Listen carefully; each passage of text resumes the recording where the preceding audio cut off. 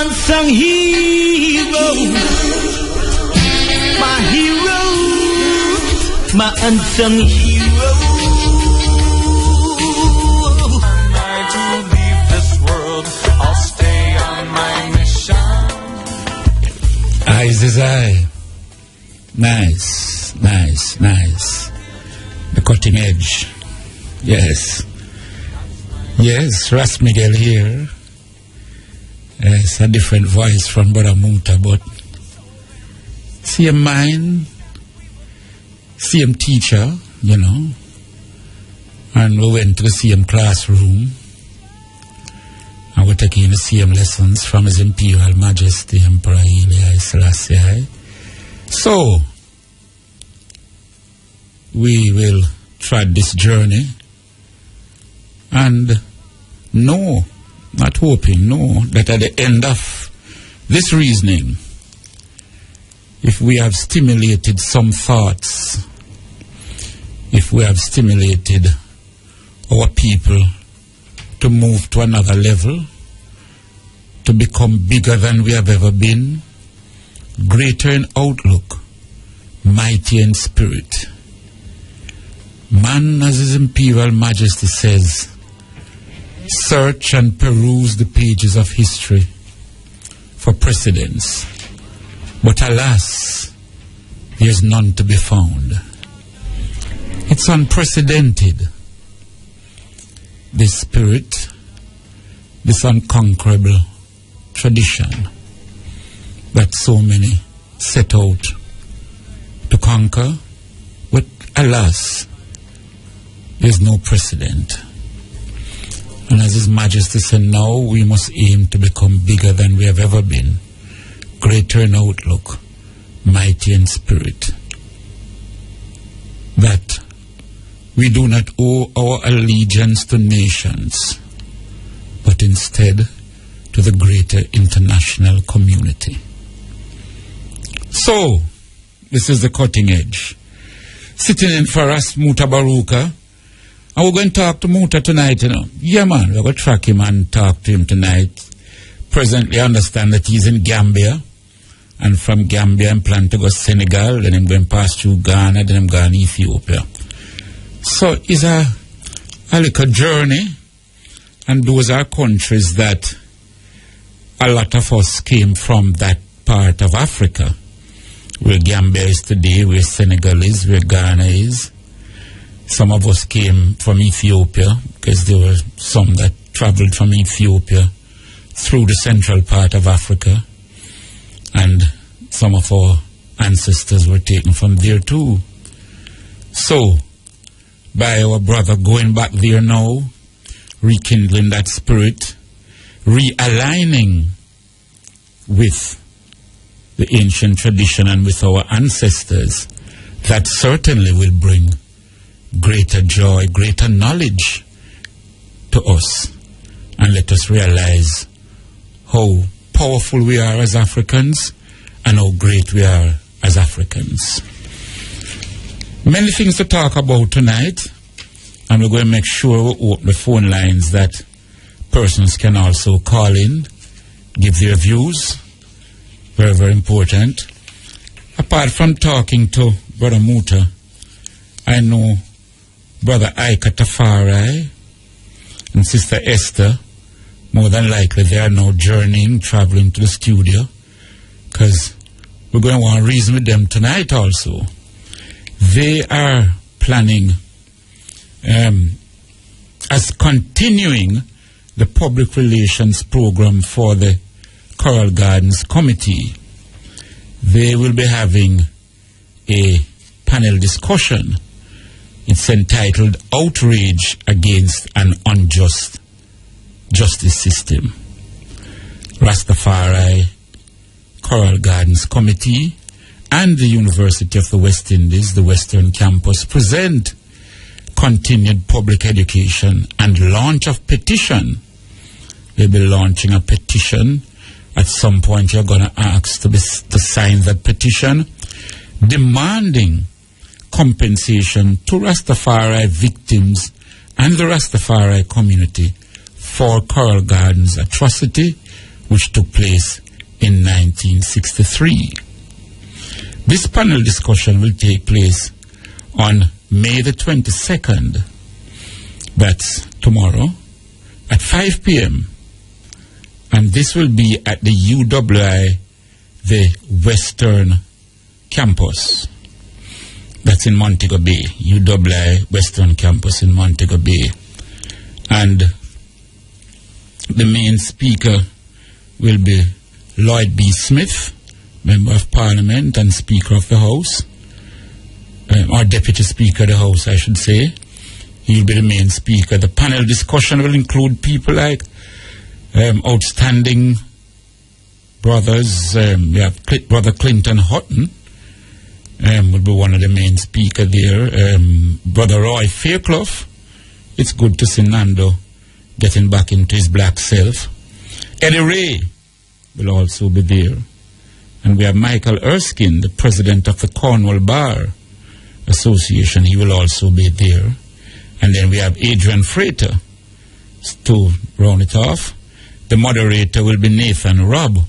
So that will be an outstanding event for many of you over in Montego Bay and the adjoining parishes to take part in.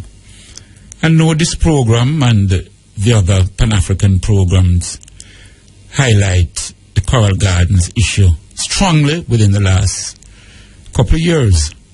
And I know some people might wonder, are we overdoing it? Are we keep mentioning and highlighting it? And what is the objective? Are we nearer to the ultimate objective? And I would think so, brothers and sisters. We are certainly much nearer. We have to be patient and understanding in this struggle.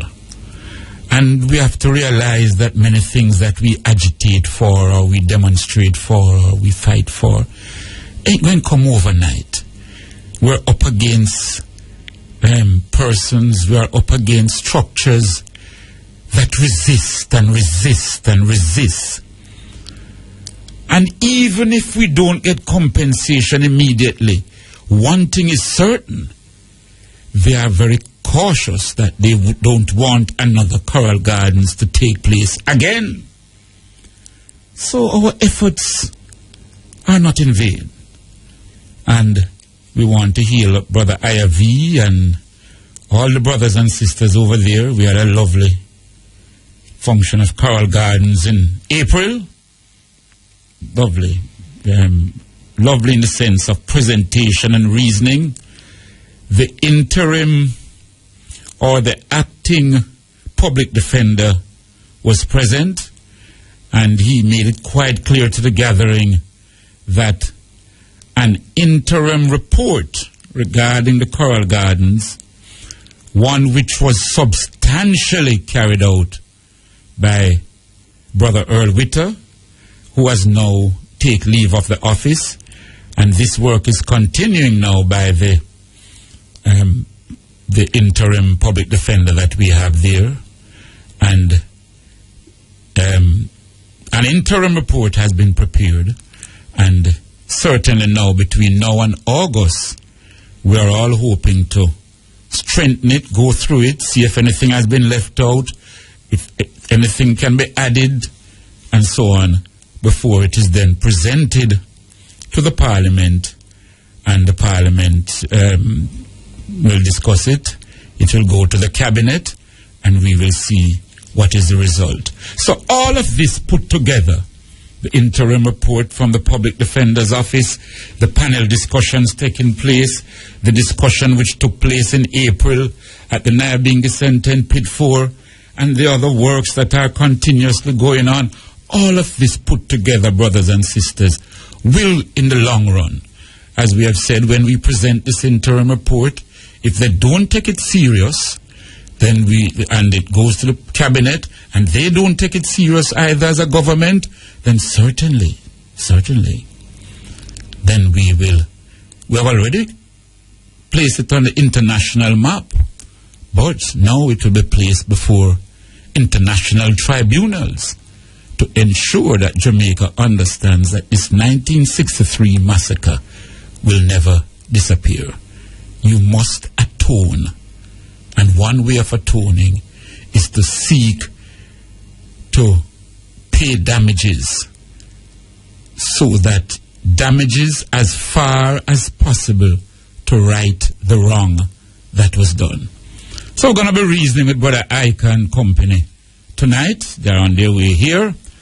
Then we're going to reason. We're going to mention now there is a function on the 24th. That function will be at the St. William Grand Park downtown. It's nice to see downtown getting back into the picture.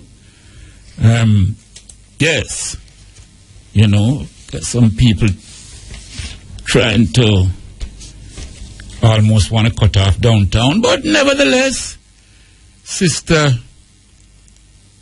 Brown Burke, the mayor and company, they will be having the 3rd annual Africa Liberation Day celebration Saturday, May 24th at the St. William Grand Park downtown.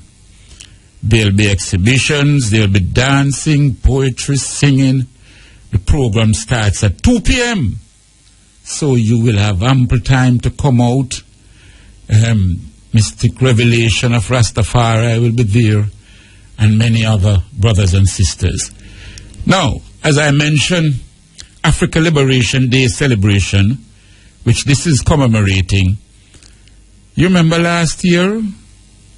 Last year, May 24th, May 25th, commemorated the 50th anniversary of the formation of the OAU, Organization of African Unity, which later on became the AU.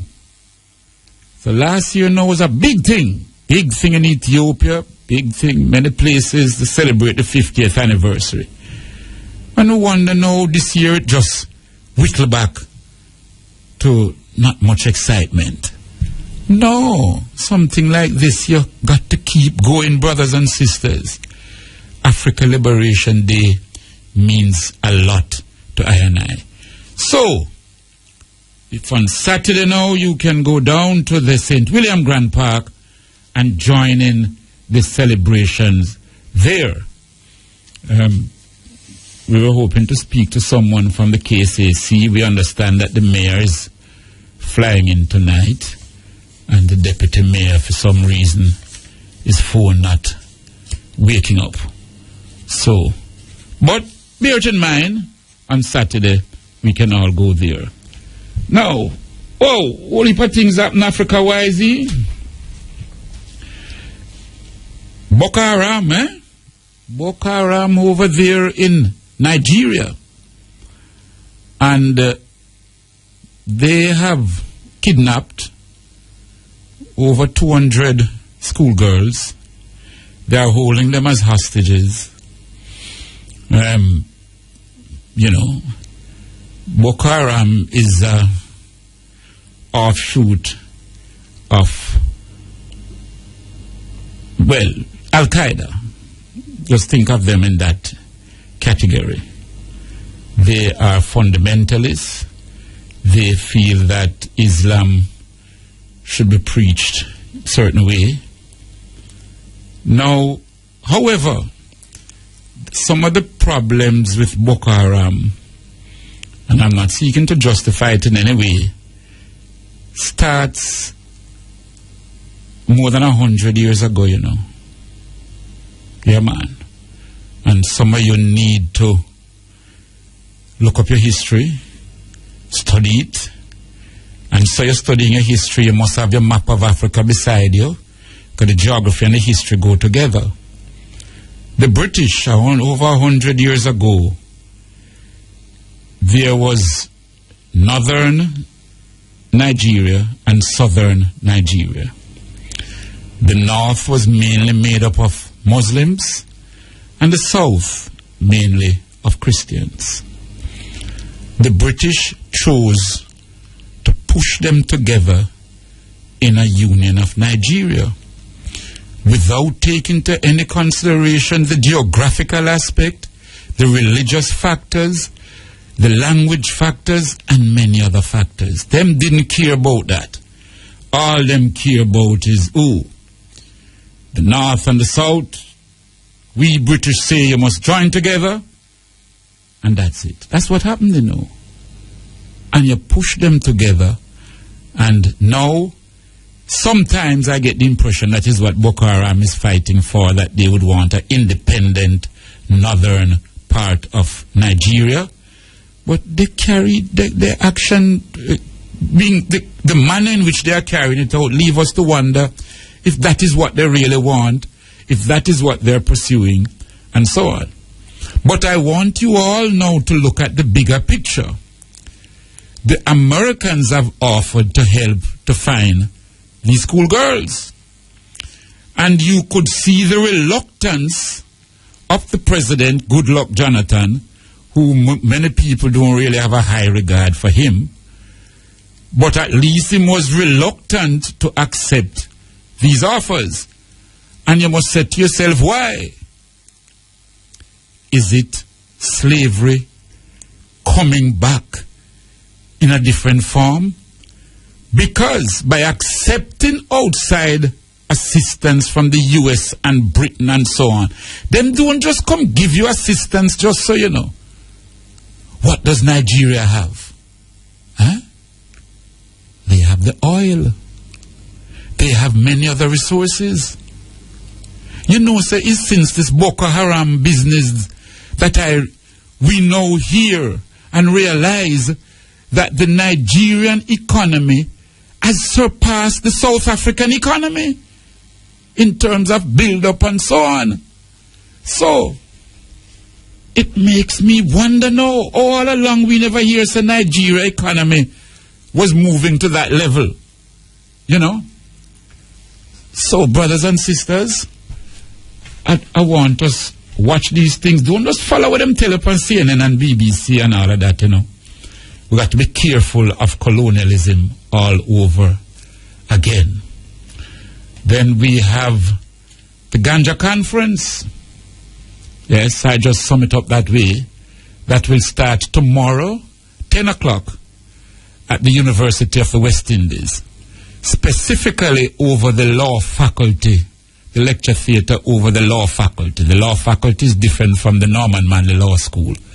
And that's where it will start tomorrow, 10 o'clock, and run for 3 days. So you're going to have all sort of ganja talk. We're inviting persons. Come out and make your presentation. Say your part. Put forth your views. And let us all discuss it and see how best we can have a serious push towards the legalization of ganja. That's the ultimate goal, brothers and sisters. Just before we take the break, we must congratulate Siba, yes, for winning the Premier League. I know them changed to Montego Bay United, and I noticed them don't play in red, gold, and green no more. Them play in blue and is it blue and black or something like that? Some colors that don't look like black people, but so it seems to be a deliberate strategy on the Montego Bay people to try to erase the Siba, not only the Siba name, which is an African name, but the Siba image. Give thanks that them win still, you know. But we would like to see some restoration, because it would be a way of thanking the brothers and sisters who started that club, who carried that club for years, and so on. But they played some good football Monday night. I was at the stadium. They played some good football, and they seemed hungry for goals. And it was nice to see the thing, you know, move to different parts of the island, that it will encourage other little youths now to play ball. We're going to take a little break. Soon come forward.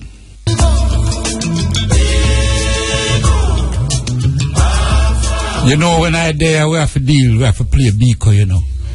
You all ever wonder, how come them kill Biko? but them tolerate a Nelson Mandela. You ever wonder? Yeah, man. You think Biko, after 15 or 16 years in a prison, would accept a situation where he goes and live at a warder's house, where you have swimming pool and all the amenities, and leave your other brethren them in the cell? You think Biko would have accepted that? What did Biko tell the judge in court? Biko told the judge and said, look, you whites have ruled my country for 100 years. I must now rule my country for 100 years. I, the black man. And if after my 100 years, out of that, we can amalgamate and come together, then we will see. But I must get my 100 years rule. The judge said to him, what do you mean? Supposing you have some, like the judge that want to imply, suppose he's a fool black man. Because say, yeah man, even if he's a fool black man, make him run him country. Yeah man. And because of those thinking and ideas, and because the children of Soweto, when they marched and shouted that they wanted Biko, and the many organizations throughout the country, they had to kill a Biko, but they could tolerate a more amenable Nelson Mandela, who allowed the mines to continue in the white hands, the lands to continue in the white hands, and so much more. Never forget Steve Biko and the Black Consciousness Movement. Yeah, I love for Haiti. Not just lately. Brick by brick, we will fill up Haiti. The quake will shake Haiti, we're waiting. Millions of Haitians with such bravery. I don't want this thing be a fashion thing, you know, where certain things happen and a lot of people just jump on it now and say, Haiti, you know. We have to continuously remember Haiti, and we have to continuously work, because Haiti liberation is I liberation. I liberation is Haiti liberation. No make them telling a foolishness about it's true the people that work voodoo and black magic, why them must suffer, and why so much hurricane and lick them, and a foolishness that in a brethren. Because I'm sure Haiti no murder nobody. Haiti no send out no guns and bombs go kill off no people and all them things like when Mr. Guana, Libya and so. So, brothers and sisters, just like the brothers them saying in the song, give it back with francs. The francs, the millions of dollars and French francs that the Haitian people had to pay as reparations. Haiti had to pay reparations to France for liberating themselves. No. If that is not travesty of justice, so black people, we don't have no time for laga and discuss things where draw we don't, you know. Those are the things that we are fighting for. So the Haitian people, them don't even reach to start to claim their reparations, which is due to them, you know. They are starting from below zero. They are saying to France, give me back those millions of French francs that we had to pay you under duress. Give me back that alone, and my country will start economically and otherwise to improve. Then after I get that now, I go and claim my reparations now for the atrocities that was done when 3 European powers attacked Haiti the same time. Spain, France, and England. So, brothers and sisters, I don't want this to be a fashionable thing where there is an earthquake or certain things, we just jump on it and we think. Constantly, at the United Nations, at the International Court of Justice, at every regional level, we must mention, because that is what will give the people of Haiti the head start that they need to resurrect and grow their country. Allow me to demonstrate the special technique. You know it's who? It's the mighty Jinsu coming through from out of the blue. Take the liberty for Haiti. Yeah, man. We learn lessons, you know, from Haiti. from the struggle, and like the brethren them mentioned, Toussaint Louverture and Bookman and all those great people. I don't know if many of you know his Bookman started the revolution. Really, him is the catalyst. Because a revolution don't just start, so a revolution build up until it reach a crescendo. So that is where Bookman was able to be that catalyst now that brought it to that crescendo. And Toussaint Louverture dampened it to somewhat. But right now in the studio, me and my family, you know. Yes, man, my family there. Rasaika, blessings. Welcome. And we have Bingy Brown. More joy and blessing, my brother. Give thanks. Nice. We're there, you know. Nice. And I see our sister, I don't know why she's still outside. Sister Sandra. Yeah. So when she's ready, I guess she will come forward. Yes. Give thanks. And I know the item is here now to talk about the Coral Gardens. The item is members of the Coral Gardens Committee, and there is that panel discussion coming up tomorrow, right? Yeah. And so on. And, you know, as Rasta, we always have a universal outlook in terms of comprehension of the universe. Definitely. So consequently, that now influences us even when we talk about Coral Gardens. You know, it's not an isolated incident. No. Because it's 1963 was Coral Gardens, right? Definitely. And it's 1963 my father set up the OAU. Yes. It's a need. Yes. The need to so, and it wasn't just a convocation of leaders, you know. You have some leaders, whenever I talk to the next leader, you have some leader who was Muslim and him not too like Christian. You have some leader for years, him doing to check for your next man over there. So that is, them tell me, say, when you read the backdrop to it, you know, Their Majesty, you see, the work when they during the day to set it up, they say he did even more work during the night. Because like him have to go to each man hotel room and say, yo, behave yourself, man, cut out that and leg out that and but I come back with that tomorrow. And after I tell the leader that him have to go to the next leader and say, yo, what you want? Your personal thing or Africa goal? It take a special synergy, you know, if you can unite different leaders with them, different differences. Yes. You know, cause, you know, in this time, even our problem today is the fact of the ego. Yes. And if you find a leader where you can rally around and suppress your ego towards a unified cause, is very rare, you know. And His Majesty, being the man of the century, was such a figure, you know. Able to can bring together Africa. That's why he's the father of Africa. No, Coral Gardens was April.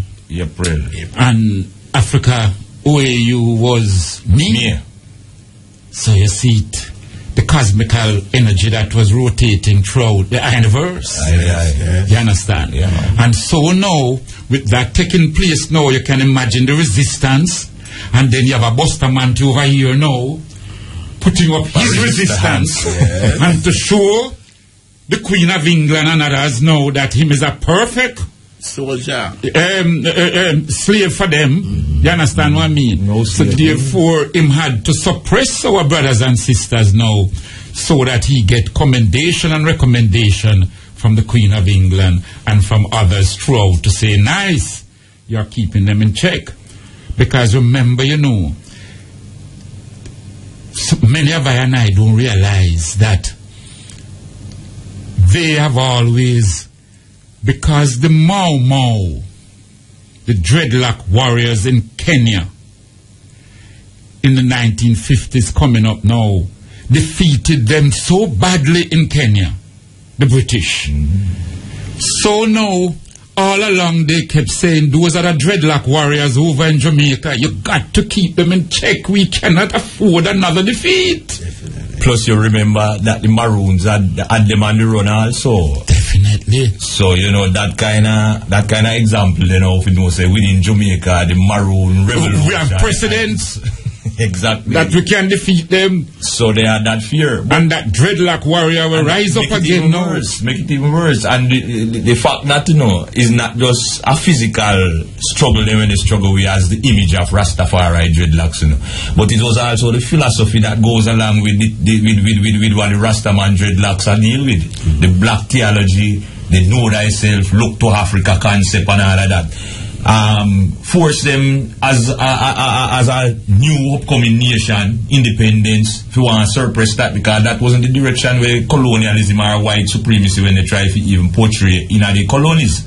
And with the Rastaman expressing that kind of a back to Africa thing, following up on Marcus Garvey and other members of the faith who our forefathers, they had to suppress that, and Carol Gann was the perfect example, or an example that give them make them think them have credence. We could have suppressed the movement because they were doing it before. No? Definitely. Carol Gardens, one could say, was the climax. Carol Gardens was the climax. Because the Bedward suppress him, send him up prison, Bellevue, everything. Yep. Leonard Orwell, yes. Prison him, this, that, everything. Yes. And all of those great brothers whose brothers will rise up. Yeah. Yes. So you have individual cases and you have collective cases. Definitely. The issue is a collective situation, yes, where a whole community got moved same way. Yes. The Boka war was an ex-community got moved same way, yes, same way still, you know. And coming along the way, you have individual persons who went through persecution, maybe no button stick and lick, but discrimination. So it affected the whole community, Rastafari community, you know, see it, that yes, impact upon it, you know. Yes. So Carol Gann situation for us is a thing where we have to keep alive. Absolutely. You know, and brethren and sisters over the years has been doing that, and we give thanks that I can able now to play a part to give it more structure and more ethos and more credibility within its organization right now still, you know, to the point where we're trying to even put on the forum tomorrow, leading up to the presentation, as I did mention earlier on, with the public defender or the acting public defender in Parliament. So we are trying to mount pressure through public education and through a petition, because if they remember the same night at the commemoration in April when I mentioned petition, right away we start go around and I noticed that. I saw the eye immediately, even before the speech come out of my mouth. I see the eye with the eye paper. And that is what we need. Yes, the action to continue. Right, yes. So we and I'm pressuring the item too, you know, that out of that reasoning deal, the item must make a video, you know. Yeah. That well, we need at the university, so now it was recorded. Yes. So you need to edit it. Yeah. And for those who wasn't there now, they can purchase a copy.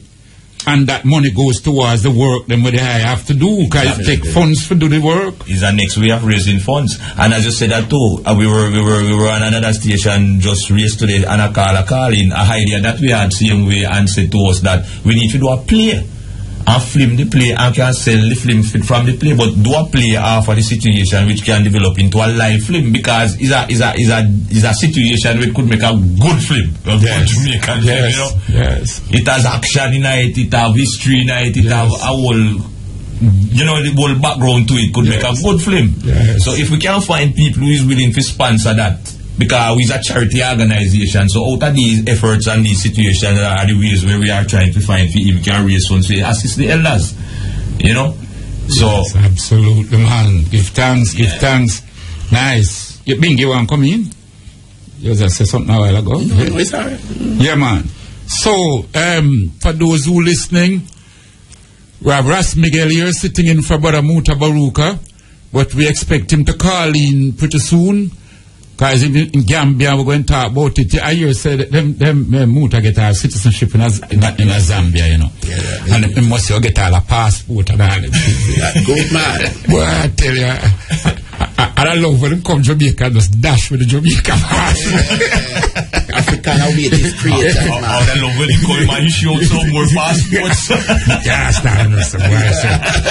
So my passport around them to need them like a passport, and then I hear so the man in my work now for make sure Gambia know that we don't need no visa for go them place there and all them. Can you imagine if we go home here in visa? No, it shouldn't be. Line up in a line and all them, no, and pay money and all them foolishness there. So we're going to talk to him about that a little more.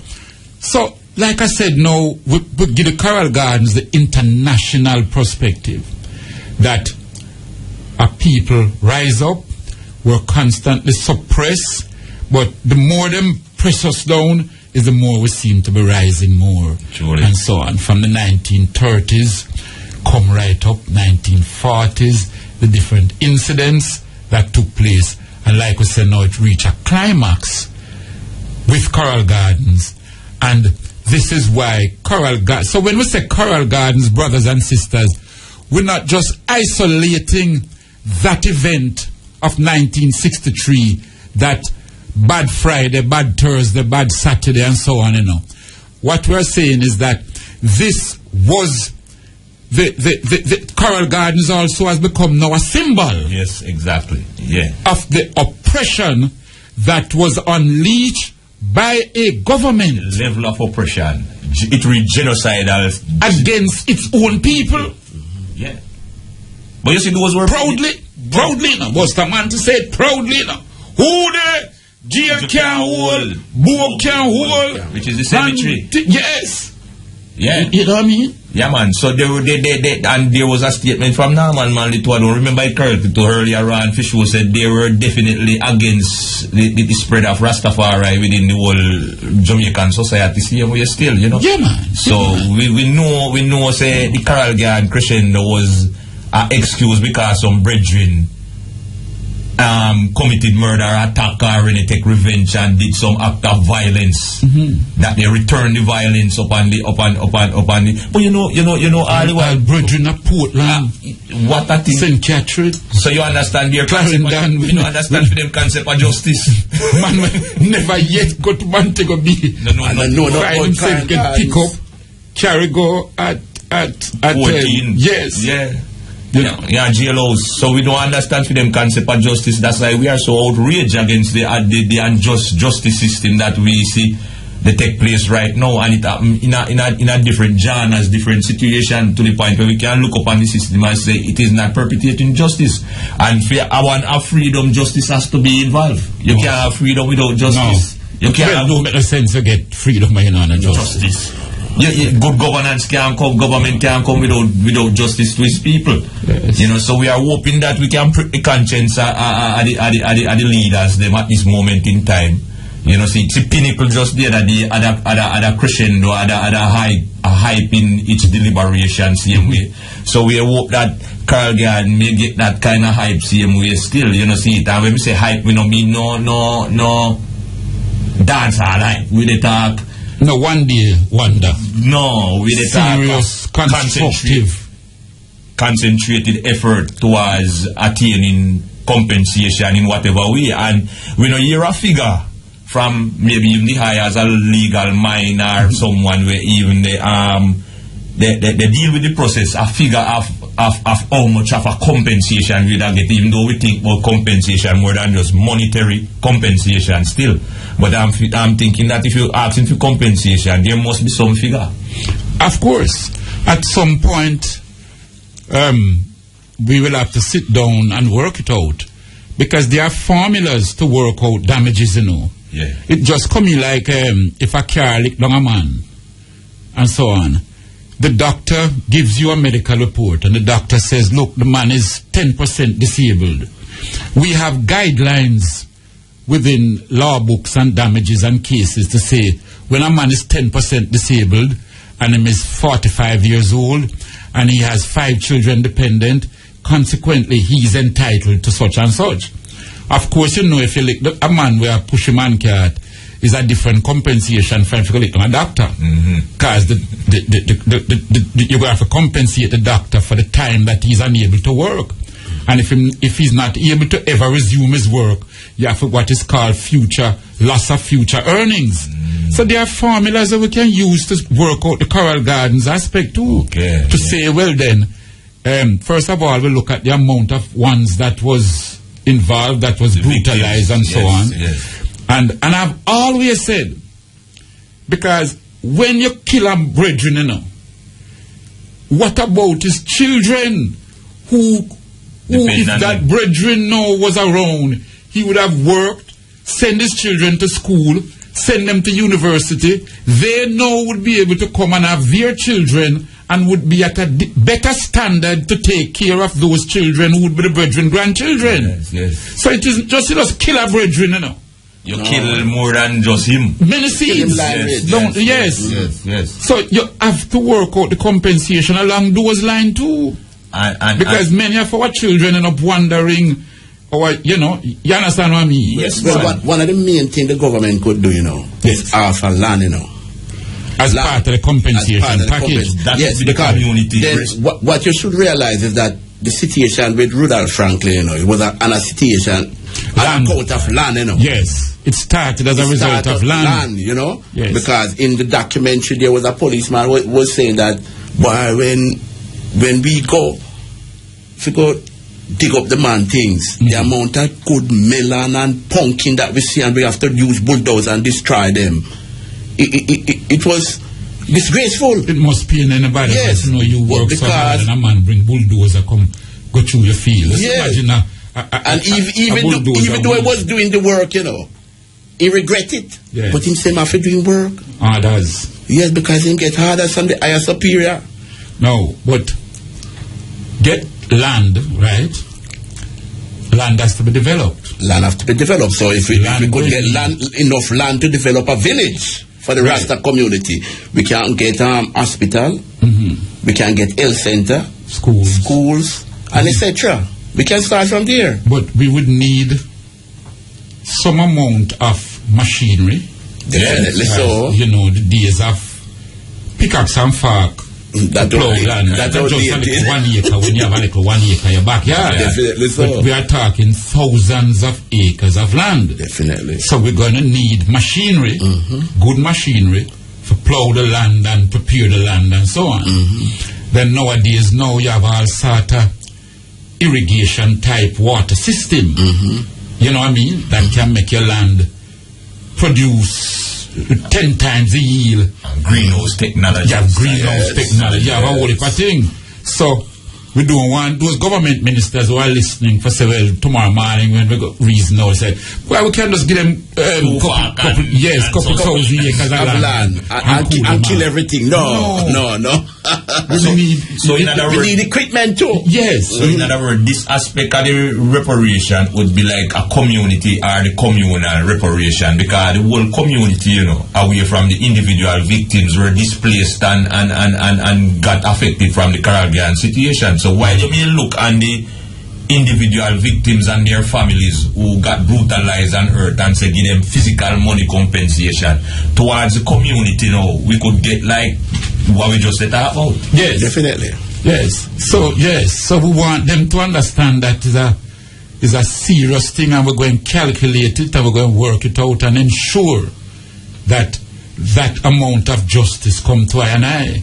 So satisful. Yes, that we are put in a position that the community benefits. And yes, benefit in a real way. Really, yes. So those are for brothers and sisters whose roof leak when rain fall and literally don't have a proper dwelling. He and she will have to be placed in a proper situation. Definitely. Because you help set back the situation. And also, where I keep saying Coral Garden is a climax, is that from way back from the 1920s and 30s, you know, the different oligarchies in Jamaica schooled the people to be hostile against Rastafari. Yes. Just imagine an article in the newspaper which says, in the Gleaner article came out to the Gleaner, which says, we must congratulate those of higher intelligence who trim and shave these deluded creatures. Yeah. Brethren. So like white supremacy, slavery. Man. I tell you. That a Willie Lynch behavior, Yes, you know? Exactly. And You are congratulating people who break the law. Yes. Send them on an unjust mission. Yes. And can you imagine the policeman who said that they had put that Rastafari figures as on the shooting range? Yes. As target practice. So you psychologize the people's minds. To eat Rasta. Yes. And those in uniform hated us even more now. Yes. So even when a little Rasta child turn up at school, the teacher so much see him as a little outcast that dismiss him right. you remember the Mark Field paper when him hand it up and all of those things. You understand the state, brothers and sisters? So that is what Coral Gardens represent. And I sitting here now represent the sweet victory, you see. over good over evil. You understand? To know say right about now to where we stand and what happened in them past time, the we today. Yes. Can they attest to certain things and know say we are the victory of good over evil? Absolutely. So we're going to take a little break now. So brothers and sisters, the voices you're hearing, Bingy Brown, and we are fortunate and honored to have brother Ika Tafari here. These are brothers who are part of the Coral Gardens Committee. They are based over in Montego Bay, but like we say, Coral Gardens International. So wherever you are, we can get in touch with them and show our support, show our strength to ensure that just compensation take place and that the government show that it is penitent, that the government atone for its crime and its sins, and that they make sure they give a pledge that this will never happen again. Take a break now, soon come forward. And Labor Day Spotlight will be on Taki High School this Friday. The People's Station, IRFM, joined the St. Mary community, the Taki High School family, and corporate Jamaica as we start the rebuilding process at the school, which was affected by a devastating fire on May 5. Grab your laps, pickaxe, fork, shovel, paintbrush, broom, and come let's show our community spirit.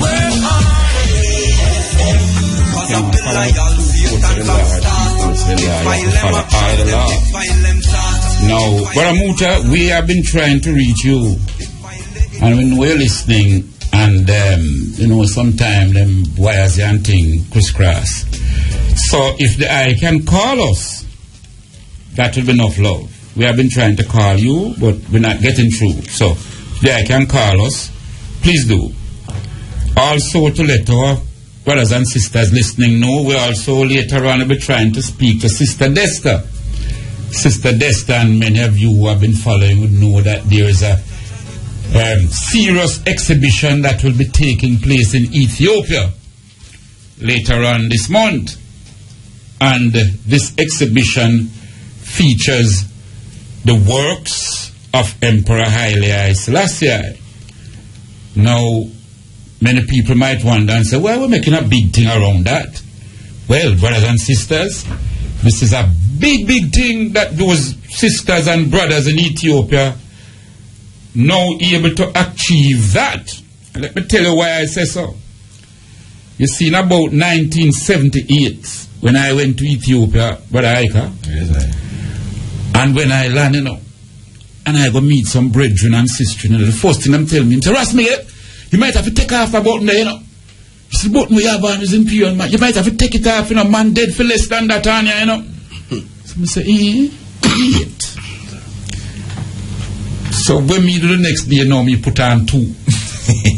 One on the left chest and one on the right. You know what I mean? Kind of said, brave, but you read that Jamaica too, so. Yes. But seriously, people were killed, Ethiopians were killed for just showing any form of loyalty to His Imperial Majesty. But that is what 63 did, and the loyalty that we had to the Rastafari culture, Yes. Black theology, why we suffered the Coral Gardens incident. Yes. So, this is 1978, where not just Rastafarians in Ethiopia, but Ethiopians themselves were being executed for showing any form of loyalty to Haile Selassie. So I give you that backdrop and build up now to reach a stage in 2014 that you can actually have a big public exhibition of Haile Selassie. Those brothers and sisters there must be highly commended. Yes, what I mean? Yes. And Haile Selassie and the Rastafari movement. Yes. So we're going to talk to Sister Desta and bring out some more of that. I want to heal up Sister Mitzi. Yes. Give thanks. Great sister in there, Sister Mitzi.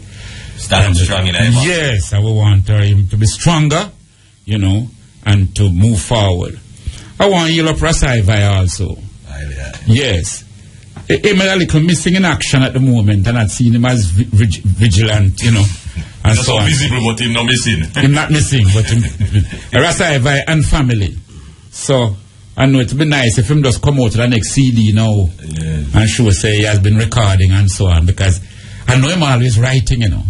Rasaiva, always writing. You know, eloquent brethren, man. Yeah, man, him always writing. I know him always writing, because I know when I book him up, they must show me some paper and say, Ras Miguel, I write something on this and so on, you know. Him always doing some research and writing and so on. So we want to heal up Rasaiva and family and make the brothers and sisters know, stay strong and as we move forward. Now, so the Coral Gardens, well,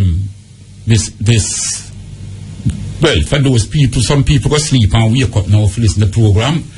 Tell them a little more about it now, Brother Ika.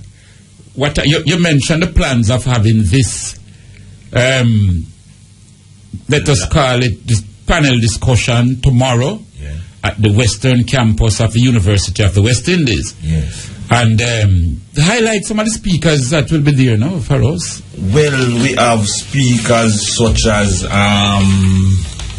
Clinton Hutton, which you know associated with the university and is a very highly recommended historian. Yes. Yes, him know a lot about the history of that take place. And Roy Faircroft is a lawyer down in a Montego Bay, very radical brethren, you know. Yes.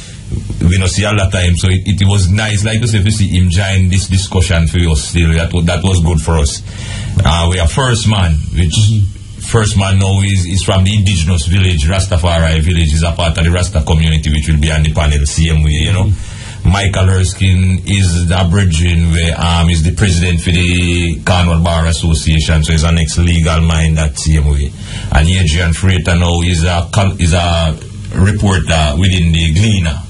So we kind of have the publicists and the legal minds together. Different. With Nathan Rabno is a near-legal mind and he's the moderator. He did one for us on the 50th commemoration. We had a panel discussion on Carl Gant and he was the moderator. So he did a good job and we have him back here now. So Lloyd B. Smith is the main speaker, which is the MP for the area and all that. So what we try to do with this panel is we try to get out people from the society, basically, to see how their mind within justice towards is functioning, you know, because we go and talk to people in Parliament that are mostly non-Rastafari. So these people now supposed to can show them say justice is justice. It doesn't have no color or no shape or form. So these are the panelists that we hope we have, and guarantee we're going to have a very interesting reasoning going through with them, you know. Yes.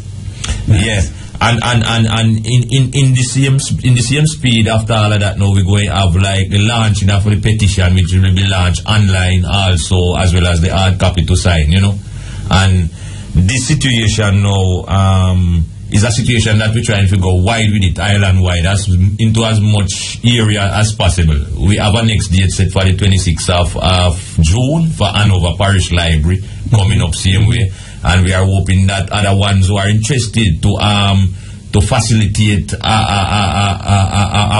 panel discussion or forum or speakers within their community towards public education of the Caribbean situation and the signing of the petition will call us, you know, or make contact with us so we can organize with them, you know.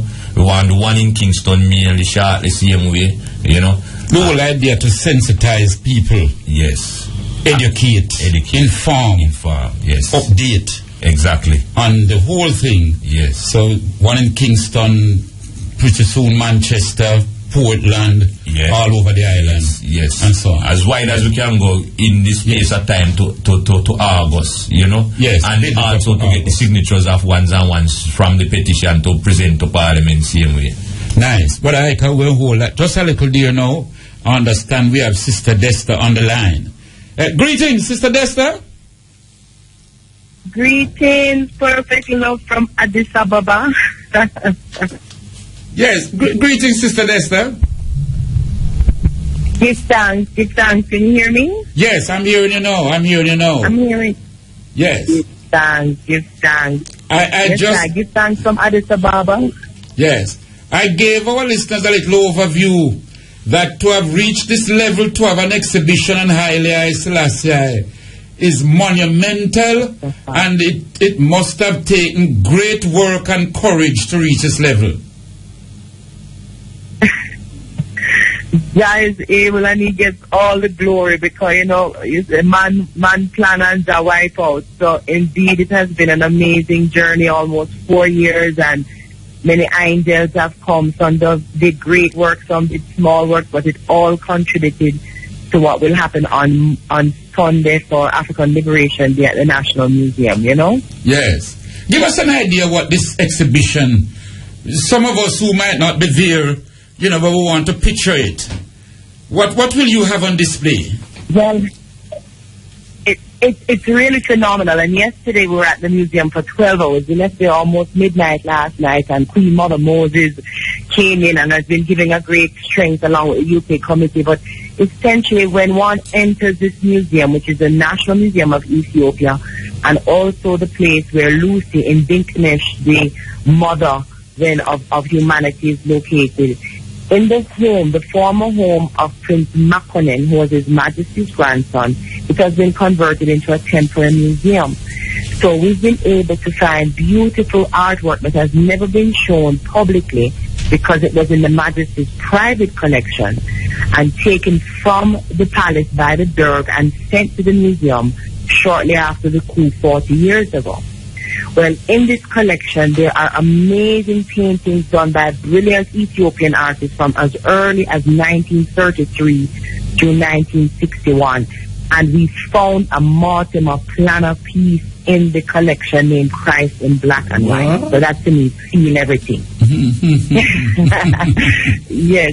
So these pieces, again, phenomenal paintings. And we also were able to access and utilize some of his clothing, military clothing that we're familiar with many pictures that we've seen him in the Navy uniform, his Field Marshal uniform with hat, his grand ceremonial cape embroidered in gold and red velvet. The piece weighs maybe about 25 pounds. You know, Empress Menen's coat, and then 2 of their common throne chairs, which are not so common. And then we've got the other section because it's a very huge facility.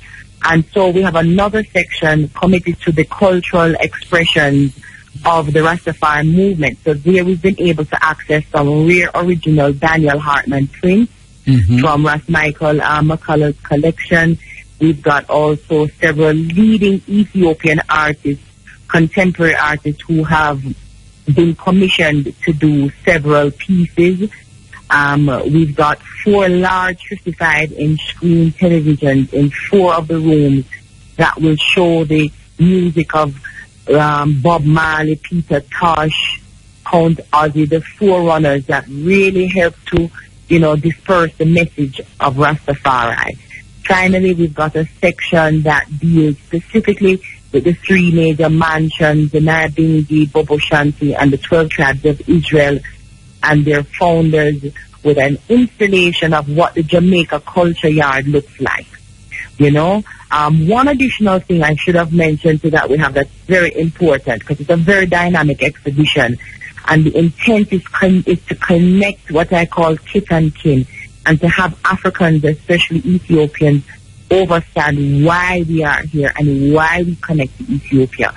So we have done a small installation of the slave ship called the Door of No Return, where you enter, and in that moment, it's just a 3-minute video clip that shows you, brings you into that experience, that horrific experience that we endured, that has since been burning our video clip that shows you, brings you into that experience, that horrific experience that we endured, that has since been burning our blood to get home to Africa.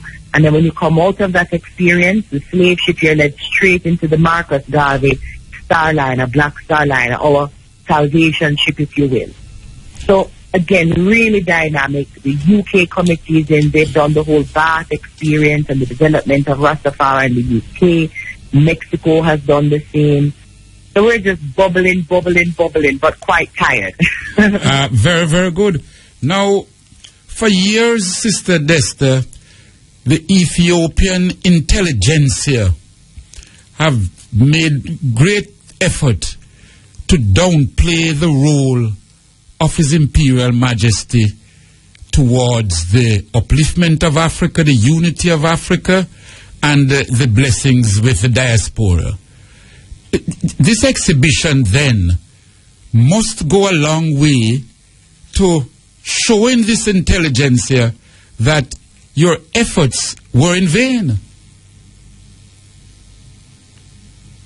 Well, you know, I look at it this way because, first of all, we've been able to access all these items because of the support of the Ministry of Culture, and even the Ministry of Foreign Affairs has been facilitating visas from ones coming from all over, because, as you know, we still have issues going from one country to the next on our continent. Yes. So the way I analyze this thing, I see this as our responsibility. Politics is politics, and any politician in any setting is always hindered or hampered or hands tied with what they can actually do, regardless of what they may feel within their spirit. And to them it is sensitive. But I and I, as Rastafari, we have the power, the authority, and the spirituality within which to manifest these types of works. Because who else has held up the Majesty's name from that time till this time? So I really look at this as our responsibility, and I look at this as an opportunity for us to realize the power that we have through the Divine Majesty to fulfill works that not only promote the Majesty, the living God, but also help to perpetuate a message, a Pan-African message that is good for everyone. It doesn't matter whether you're Rastafari or not, but Pan-Africanism and the ideas and the principles of developing this continent by us, for us, are alive. They're living. And so this is one of the outputs that we want to make sure is achieved through this exhibition, that the 75% of Africans under the age of 35 can find again this guiding principle that has led us out of mental slavery. So likewise, you know, this is not a job for politicians. Right. You know, it's all right. really Sister not a job Desta, for politicians. I'm going to ask you to hold just a minute there now. It's coming up to 12 o'clock. And at 12 o'clock, the principles of this station is that we play the national anthem. So I'm just going to ask you to hold a little, and we're going to come right back to you. Give thanks. Yeah, man. Nice. Yes, Sister Desta, we're back on here again now. Yes. Yes, beloved. Yes. Give thanks. So now, yes, this work is really powerful, and there's so many dynamic aspects to it. And what we did with the biographical part of the Majesty, we pulled it directly from his own biography, his own words. So nothing is left to interpretation on our side before we place it in there. It is all, again, his words. Likewise, the Marcus Garvey section. You know, it's from his own word, what they feel, what they express, what their aspirations are for Africa. You know what, so we give thanks. We really give thanks. One of the things I found out even when I spoke to former government ministers and the persons who were in leadership position was that many of them did not know of a lot of the outstanding works that His Majesty carried out, especially outside of Ethiopia. For example, his agitation and work whilst he was in England, court cases against cable and wireless to recover funds to send to Ethiopia for the Liberation Army, things of that nature, many of the things that he went through.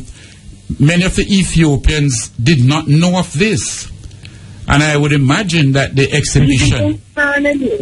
Mm-hmm, mm-hmm. No, I would imagine that... Even internally, many of them. So the exhibition now will even go a far way in educating Ethiopians about His Imperial Majesty. Is that so? Yes, and this is who our market is in terms of this exhibition. You know, when you're creating any product, exhibition, glass, clothing, you have to think about who this particular thing is created for. And this exhibition is clearly for Ethiopians and going further Africans, because it's going to Ghana next year. It won't leave the continent. And so, you know, to buttress your point, many in even the Ministry of Foreign Affairs that I spoke with in the diaspora office had no idea that Shashamane land grant was associated with the support that black people in the West gave during the Italian occupation. They thought that Majesty, when he went to Jamaica, gave this land for Rastafarians. So there really is, as you're saying, Brother Miguel, a really important role in educating and clarifying who we are, who the Majesty is, his impact, and most of all, the continuity, because this is not a museum or an experience, rather, that's, okay, it's in the past, it's historic. No, it's alive, and we want to build, you know, on the philosophies and the work that the Majesty has done, and likewise the movement. And this is why even the Shashamane component, which will happen from May the 29th to June the 1st, is quite specific to the Shashamane experience. And I didn't even know. Through our research, we found out that it was actually Emperor Menelik II that started land grant to the African diaspora, and the Majesty fulfilled it when he came back from Italy, from Ethiopia. From England in exile. Beautiful. I also want to take this opportunity to congratulate that foresight in thinking of bringing that aspect to the exhibition of slavery. Because to us here in Jamaica, we might take that for granted, that any African, Pan-African exhibition must embody slavery. But as you would know, Sister Desta, the Ethiopians do not know slavery. They never experienced it. Exactly. And therefore, bringing that in the exhibition, I would really like to congratulate you all for that foresight and thinking. Thanks again and again. We have to connect the dots. Sometimes it's easy for us to sort of criticize why someone doesn't understand or embrace us. But I have found in living here now for almost 9 years, it's about really, we have a duty. And this is something we as Rasta always did. I remember Bongo time, you know, Nabingi High Priest back in the days, Ras Bonaji, they went around and shared the word, you know. And now we have even greater access or platforms to share the word through the internet, social media, all these different things. So this is a critical link in having Ethiopians in particular, as you say, who have not experienced, and I would say, the transatlantic slave trade experience, because they did experience slavery. Yeah, right. But it was not of the heinous level that we went through, you know. And so they have no connection, no understanding. So this visceral experience that they will have when they drop down and go into this small area and see and hear those whips and the chains and the moaning and this thing, we're hoping that that 3-minute experience will help to sensitize them and understand why this, what I call our genetic memory and our spiritual compass, has never failed in bringing us home in the spirit of repatriation. Absolutely. And then now the plans to have this as a traveling exhibition, wow, to take it across to other African countries is really great thinking. And you know, what we love about this is that the panels that we are creating are in English and Amharic. So in every African country, we will also be doing Amharic workshops. You know, and as you know, Amharic is the only African language that has its own Fidel or alphabetical base, because even Kiswahili, as widely as it is spoken, it is still using the, you know, the English or the Latin, if you will, the letters A through B, the alphabet. So we are just, I'm telling you, excited, exhausted, yes, but very, very thrilled about the opportunities. And I am praying that we as a community, Rastafari, yes, but more importantly, we as Africans can really overstand and get the message from this, which is a message of solidarity and a message akin to the Sankofa, that even if you're not repatriating physically, look back, think about Africa. This is our root. You cannot deny where you are, because then what sort of truth will you be? You know? So for us, this is really significant. It is also very important to kind of go back to what you said about some of the discussions. And I know that you've been very, very involved over the years in trying to make sure that we are reintegrated on the continent. But we feel that this is going to, ratchet up those efforts and discussions. And already we're beginning to have that sort of response from ones in government. All right. Tell me now, just to let our listeners know, this exhibition runs from when to when? It runs from May the 25th, which is on Sunday, to June the 25th. We're waiting to see if it'll be extended until the Majesty's Earthstrong on July 23rd, but it depends on the response. And already people are lining up in front of the museum just to take pictures of the 5-meter high billboard that was erected with the Majesty and Empress Menen at the top, So that is the intent. Brother Jelani is coming in, or I think he may have even arrived last night to do the symposium on Saturday. So we've got professors and presenters from all over that are coming in on Saturday to present. So there's a lot of activities going on. There's even tours up to Ejesagoro, the birthplace of the Majesty, and Haram. So there's really a lot, and we want to just encourage everyone to come in, tune in, think about us. Ethiopia is real. This is not just the mythical land of Prester John, but it's a real place, and Africa awaits our creators. Beautiful. Our spirits and prayers and our minds are with you, Sister Desta, and your team and company. Heal all ones that are there. We are very, very, it's not just a proudness. It is almost a feeling of it's almost like this is a journey which is destined by our ancestors through all of us, and that just like it is said, Africa waits its creators, and the creators have now come to literally, we don't want to sound chauvinistic to say we're teaching the Africans, but certainly we are bringing the Africans to realize how great a people we are. Amen, amen. And I take that with such a great sense of humility, Brother Miguel, coming from you. We were a long time in the movement, and, you've done so much, so you understand. Your fingers are on the pulse at home and abroad.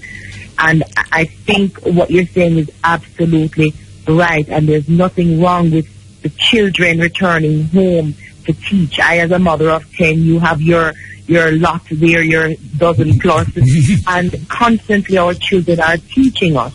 So I don't think that there's anything negative about that statement or condescending at all. And I think, again, we have a duty, we have a role, we have this amazing responsibility on our shoulders to indeed come home and share, because, sharing is caring, as I say, in its most simple form. This is what we even teach our children. So why not? Why not come home and help to indeed build and develop, especially the minds of the youth on the continent that are thirsty. They're longing for this focal point. They're longing for messages that help to galvanize and strengthen them. And we know within Rastafari that we have found this message. So we pray to the Most High to just guide us, and I hope you'll be able to make it in. If not this time, then maybe the Ghana leg. I certainly will be there at some point. I certainly have to be there. Nice. Give thanks, Sister Desta, and heal all ones fire and I. Keep up the great works, and we know that generations upon generations to come will be thankful for these efforts. Mr. Donaldo, thank you so much, and thanks to Jamaica, our incubator that really played an important and vital role in preserving our souls so that we could make it home. Give thanks. Blessings, my sister. Irie. Nice. Every time. Black. Nice. Now, brothers and sisters, we really give thanks for that reasoning. Brother Ike and Bingi. Powerful, Yes, we really, really give thanks. Nice. All right, from Sister Desta in Ethiopia, we move to Brother Muta online in Gambia. We now have Muta online. Yes. Greetings. Hello, Muta. The blessed one. Isis. Nice. May you say get passport, brethren? The program is so international from Ethiopia to Gambia. I mean, nice, man. Yeah, man. Give thanks, brother. Give thanks. Yeah, man. So the runnings in Gambia. Some work sprung out differently from what we came to do, we decided that, we have to get political down here. So, yes. We're actually making some headways into a long-standing problem that we had, and it is a visa issue, Yes. At the launch of the Roots Festival, there was a Roots Festival here, a lot of people from all over the world came to celebrate, and what happened now is that they asked me and Garvey, Marcus Garvey, son, which is Julius Garvey, to speak. Mm-hmm. I spoke, and I have to start now speak something very of interest to me. So I spoke about the idea that Yaya, which is the president, he actually moved the Gambia out of the Commonwealth. Yes. Because he was saying that it don't make it is not relevant. And his country is not getting any benefit. Yeah, he actually has a bookmark, 1,000,001 reasons why I had to move the Gambia out of the Commonwealth. Yes. So when I spoke and I said, well, no, Yaya move his country out of the Commonwealth. We Jamaicans still in the Commonwealth. But the problem with it is that Jamaicans, even though we are members of the Commonwealth, we have to have a visa to go to Britain, which is really a big problem, because you can't be a member of the Commonwealth and have to have a visa because you are seen as a British subject. But Jamaica, Jamaica is even worse, because our final court of appeal is the Privy Council in England. So if a man have a right and want to go to the Privy Council, he has to get a visa to go exercise his right of appeal. It's absolutely ridiculous. The British Commonwealth. Yes. That is a total contradiction in itself. Yes. Now, I then now look at the Gambia situation, and I'm saying, no, here's the next contradiction. That here's Gambia, this is Africa, this is where we came from, and we have to have a visa to come home, but we didn't get a visa to go over there. Mm-hmm. So it's kind of contradictory that Gambia is not a part of the Commonwealth, but Gambia is maintaining a British colonial system that says that her children has to get a visa to come home. And I'm saying to them that when you land in Africa, they say, welcome home. And this is like a symbolism that it's just words, because you can be welcoming me home and then tell me that before I reach home, I have to carry my passport to Britain or America to get it stamped with a visa to come home. Anyway, what happened is that it took on steam because all the newspapers from here to Senegal took it up, the headlines, the paper, television, everybody took it up. And then later on, I request a meeting with the president. Well, yesterday we got a meeting with the president, the vice president, which is a female, and the minister of tourism and culture, which is also a female. We had a meeting very short because I didn't want to talk too long. I just come to tell them exactly what I said. So I repeated what I said at the Roots Festival. And they agreed. They agree with me. And the Ministry of Culture said yes, because we have openings for people from Europe that come to Gambia without visa. And I'm saying to her, yeah, but that is Europe. We're talking about something that is closer to Gambia now. We're talking about the descendants of slaves who desire to come back. And there's a lot of Jamaicans living here from England. I don't know, I didn't know that some of Jamaicans were living here, and not Rasta neither. It's Jamaicans who leave England and desire to come to Africa, and they come into Gambia and build up themselves. Anyway, they agreed with me and say they're going to change the law. They're going to change it. They're going to say, yeah, they're going to go, you know, all the things good. So I'm saying, yeah, it is good that Jamaicans and the people in the Caribbean should not need or require a visa to come to Gambia. And they said, yes. They gave me their word that they will do something about it. The Minister of Culture, he says, yes, she recognized the importance of this, the psychological significance of it. And the Vice President said, yes, they will do that. So I have a commitment from them that they will eventually do it. I asked them if it's going to take 50 years or 20 years. The lady said, no, it's not going to take so long, maybe 50 days.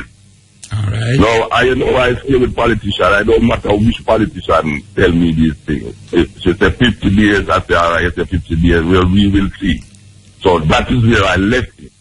Now, the argument about the passport is that they are very they're nice. They're always welcoming home. And I think they suggested that everyone who came from Jamaica should actually get a passport to be a citizen of Gambia. And I think a lot, some of Sizzla's musicians and some of the guests who came from Jamaica actually made an effort to get the visa, to get the passport. Well, when I went to the culture now, she said she's going to give me a passport to make me a citizen of Gambia so that I can travel through Africa without a visa. Because if I have a Gambian passport, I will be able to travel all over Africa without a visa. And I welcome that. They took we signed up the forms, which other musicians did sign up them forms, and they took my picture, and I went to take the picture. So I am waiting on them now to tell me exactly when I will get the passport. And I was leaving on Saturday, and she said to me that I can't leave because the president on Sunday, which is African Liberation Day, is his birthday. And his birthday means that I have to stay. I have to stay for the birthday. I didn't tell anybody, say I come back.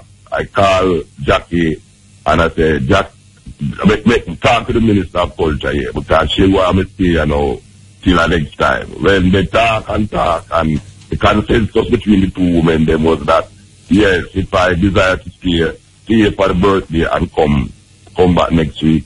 So that is where it is now. I am here in Gambia for the past 2 weeks. I went to Senegal day before yesterday. I came back from Senegal. We did 2 shows in Senegal. To come back, Sizzla is still here. Sizzla is making the rounds. Sizzla will be at the ceremony too for the president, and that's where it's at the moment.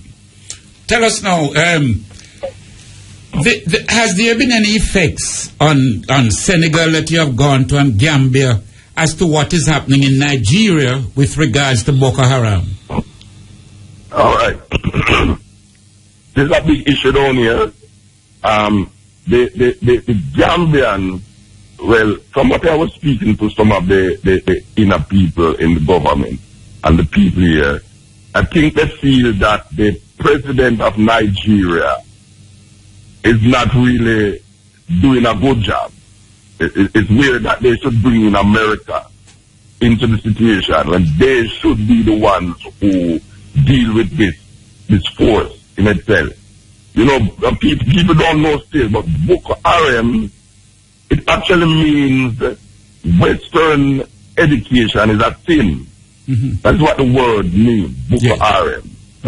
It means Western education is a sin. Yeah. So these people is fighting against Western education. We in Jamaica as Rasta is fighting against Western education. But what they are doing, they are using the religion to get so extreme that they are killing their own people in order to project this idea of no Western religion. So they have become a menace. Yesterday they killed about 100 odd people, and yet today they kill like 70 other people in a market. They set the bombs. So this is a very serious concern in this part of the world here about that group and about the lack of enthusiasm or the lack of push by the Nigerian president to really to get rid of this group. Mm-hmm. Yes. And what is that? I don't know because I am coming from Jamaica, but this is really strange. Every day I take up the newspaper. The only thing that is on my mind to find in the newspaper is a murder. This is a psychological thing. I am coming from Jamaica. Murder is prevalent in Jamaica, so I am expecting to see who get murdered in Gambia. I am telling you that since I've came here, there's no murder. And when I contact the police, the police and the ministers, I am told that murder, there's only 5 murders per year in Gambia. 5 murders per year. And Miguel, let me tell you something. It is so, it's so sweet that the police here don't carry guns. Them don't carry guns in the street when they're dealing with the people. And that is really something else for a Jamaican, like we said, to actually see this. Mm-hmm. It's really beholden in its own self. That here in a country where you have 5 murders per year. I nearly freak out when them tell me that. And you're traveling with police. Because every day we have police guarding us. Me and Sizzler, anywhere we go, there's police all over and soldiers. We can't walk on the street. It's a mob. It's mob business if we walk on the street. And these police line up. And none of them have any gun. I would have to ask the police them, so how come they don't carry any gun? Because they only carry a gun when they're going on a special mission. But normally they don't carry gun. And that is really something. That's really something. Because we are taught and believe that everywhere in Africa you go, there's a war. And everywhere in Africa there's brutality with police and soldiers and guns and all these things. This Gambian country, the police don't carry guns. In terms of standard of living of the people, what's the population like in Gambia? The population is 1.8 million, which is less than Jamaica. I know Jamaica still reach 3 million. Right. It's 1.8 million. They speak mainly English. 70% of the country is Muslim. The rest is divided between Christianity and animism. Mm-hmm. Animism is the traditional African religion of this part of the world, go right up to Mali. Mm-hmm. The country is it's very long, but it's not wide. It's about 20 odd miles, 30 odd miles in width. Jamaica is 52 miles wide. Mm-hmm. This country is 20 odd miles in width, but it's very long. It's long. It's very long. It's quite the length of Jamaica. Mm-hmm. The money here is they use something in dollars, and what is it? It's $100 is $2.5 US. But the food is very cheap. So when you look on the country, you can see that there's a kind of development taking place. The youth seem like Jamaican youth would be standing at the corner, wait for something, check people for this, or buy this. Most of them have things that sell on the road and things that try to get you to buy. And you have people said I beg you on the roadside, when them see a car come up on these things. The country has benefited from Gaddafi's input. The president here has been ruling from in the 1997, and he has gotten a push from Gaddafi. Gaddafi money helped to push it into a kind of quick development. So anywhere you go, you see buildings and things going up. But when I ask the youth them, sorry, when I ask the youth them what they think of the president, they say the only thing that they find with him is that he does not allow dissent. In other words, there's not a very strong freedom of speech here. It's not like Jamaica where we can come on the radio and talk anything. In Gambia, you can't talk anything against the government. You know, you're liable to go to jail. You know, that is what they said. But they say that he's okay, he's doing a nice job, he's trying to develop the country. Before he came, the president before, they had one university which was built by a British. Now they have 100 schools, they're building universities, you know, and open up the country to development and things.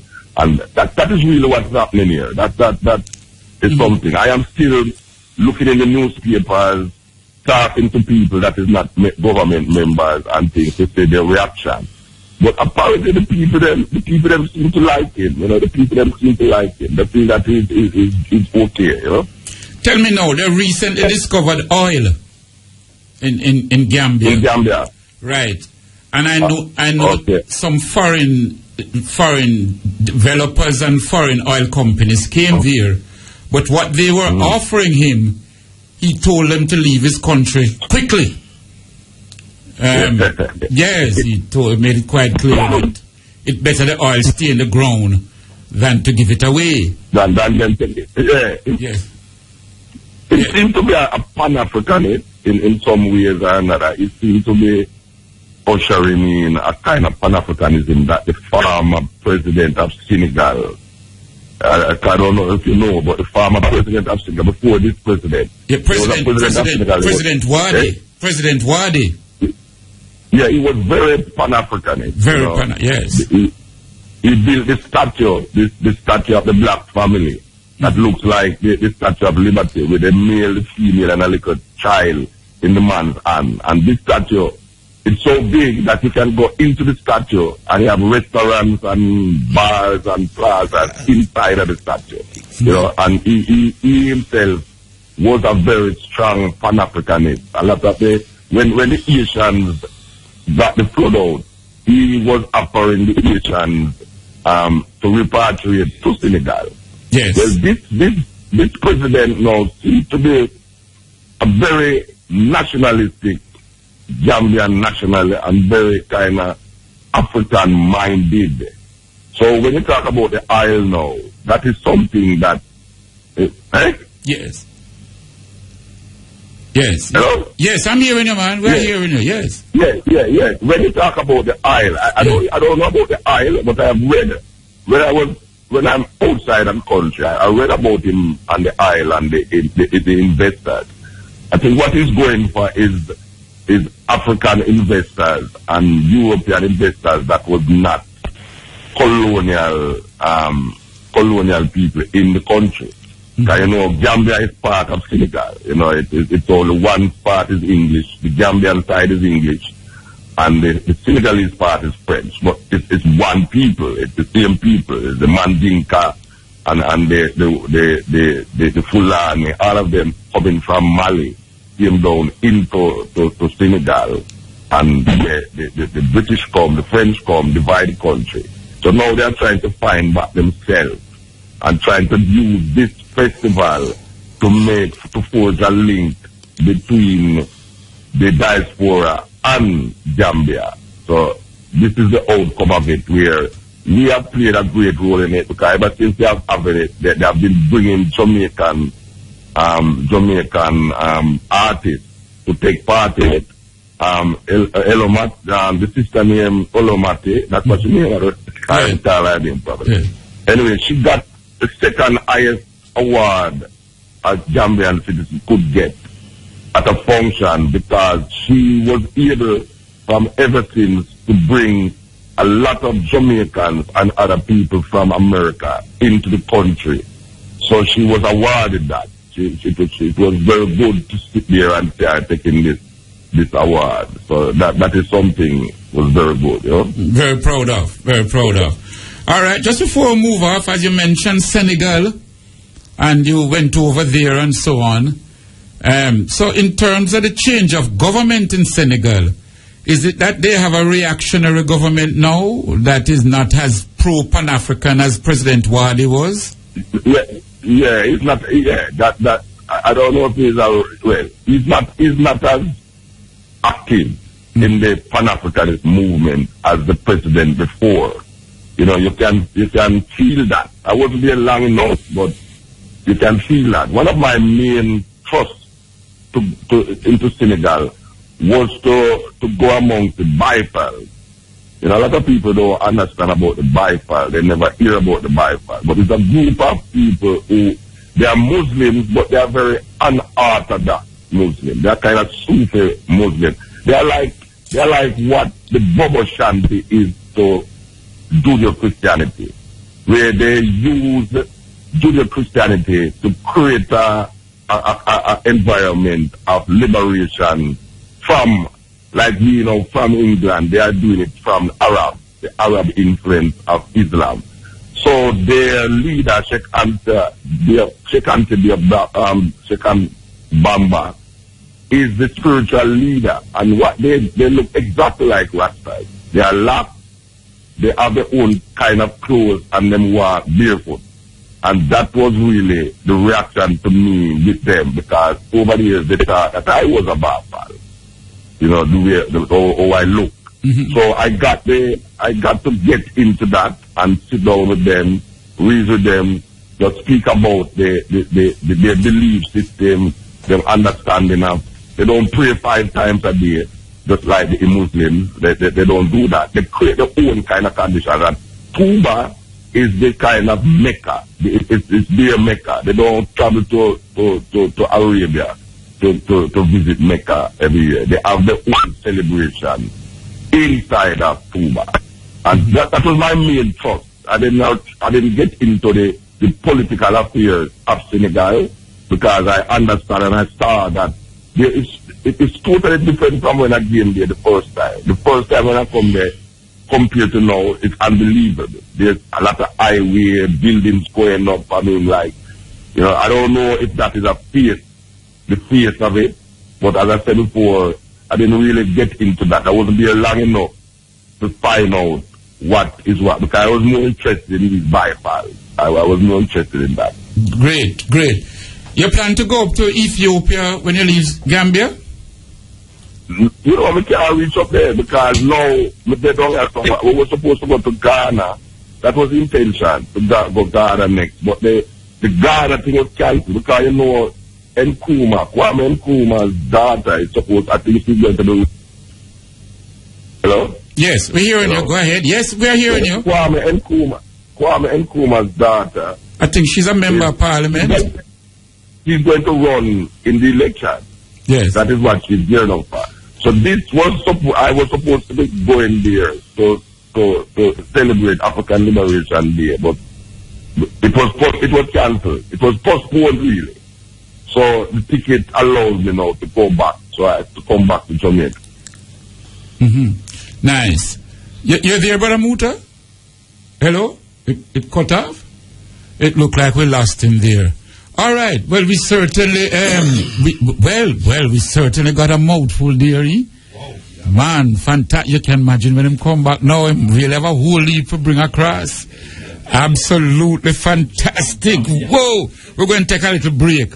We have to take a break, you know. And then when we come forward now, we analyze what we hear from Sister Desta and what we hear from Brother Muta. Yes, soon come forward.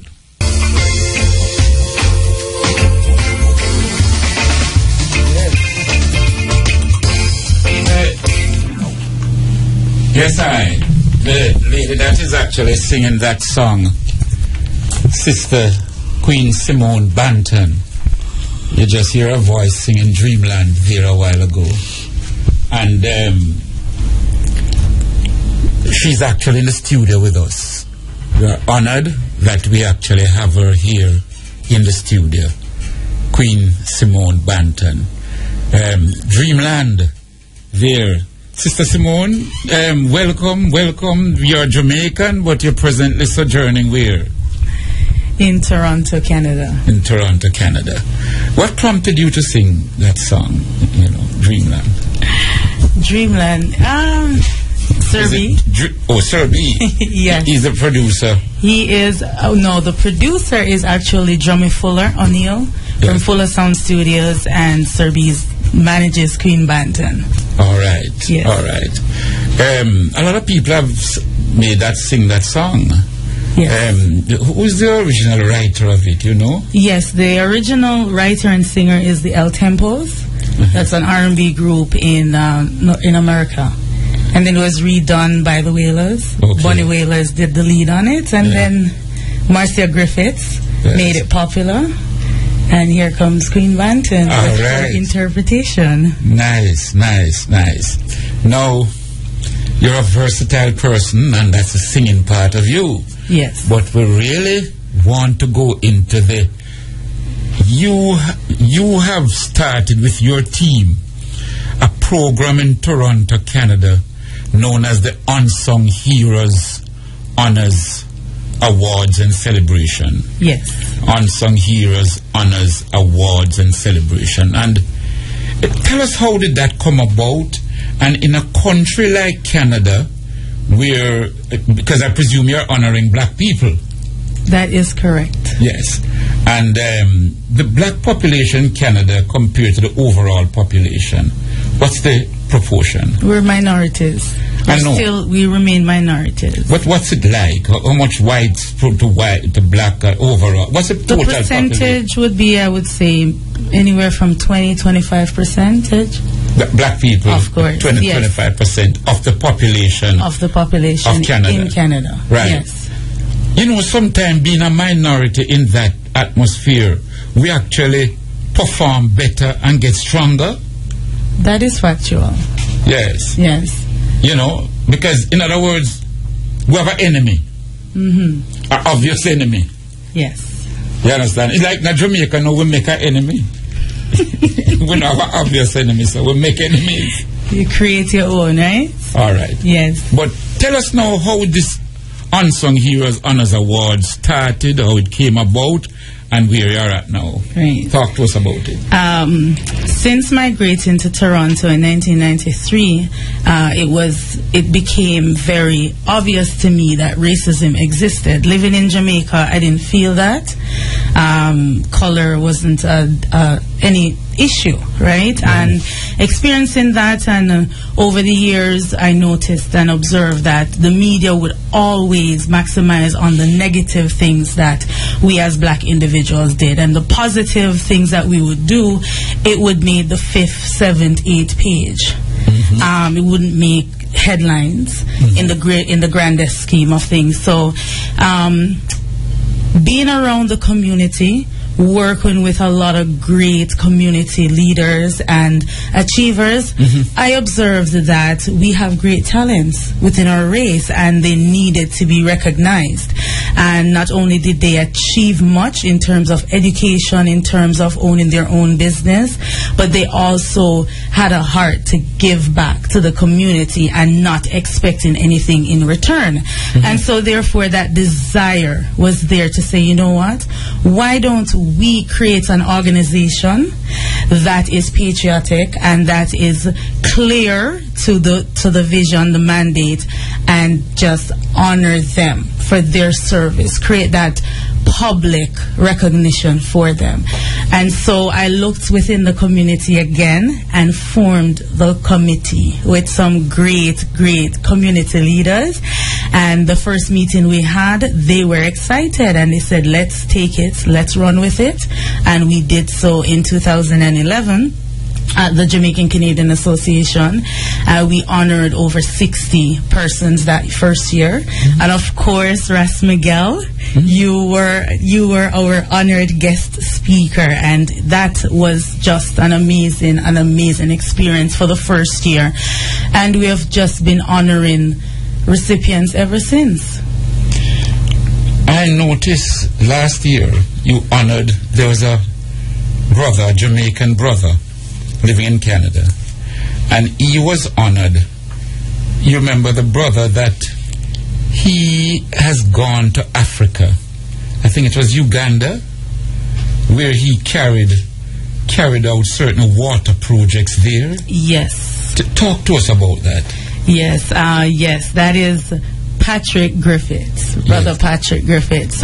He is an amazing contributor to the community of Toronto. He has his own business, Rochelle Clearwater, and ever since starting the business, he has just readily given back to Bustamante Hospital here. He's risen over millions of dollars. I don't remember the exact figure right now. And so he went to... So before we go there, so he has raised funds in Toronto and has made contribution to the Bustamante Hospital here. Yes, he has. Yes, he has. Yes, so what's his name? Patrick Griffiths. Patrick Griffiths. So people I want you to understand, these are the real heroes, you know. But they are unsung because it's not everybody love camera and take picture with them a girl you could check and so on, and them come and them thing like when you notice some of them company in Jamaica, Ica, all of them give some like 2 pounds. Yes, and a whole heap of big thing and them make big thing out of it. And here is a brother who has raised millions of dollars. We have never heard about him donating to the Bustamante Hospital. I met him and I never even knew until she just mentioned it now. Because what stood out in my mind was his contribution from the water point of view in Africa. Tell us about that, sister. Yes, so that's his newest project, and he started it in 2012. And he went there and saw... Which country went? Congo. The Congo. The Congo. And he saw the condition of the community, how they were living, the lack. They actually had no access to clean water. And he saw how they were living, and he came back, formed an organization, collaborated with others, and says, hey, we got to do something. And so he used the resources that he already had and donated towards that effort again, and started once again volunteering his time, the funds, what is needed, and it's been growing ever since. Providing drinking water for the people in a particular part of Congo. Yes. Absolutely. And your organization has honored people like those. Yes. Those humble people that came from Jamaica and did such great work. Continue. Tell us more about this.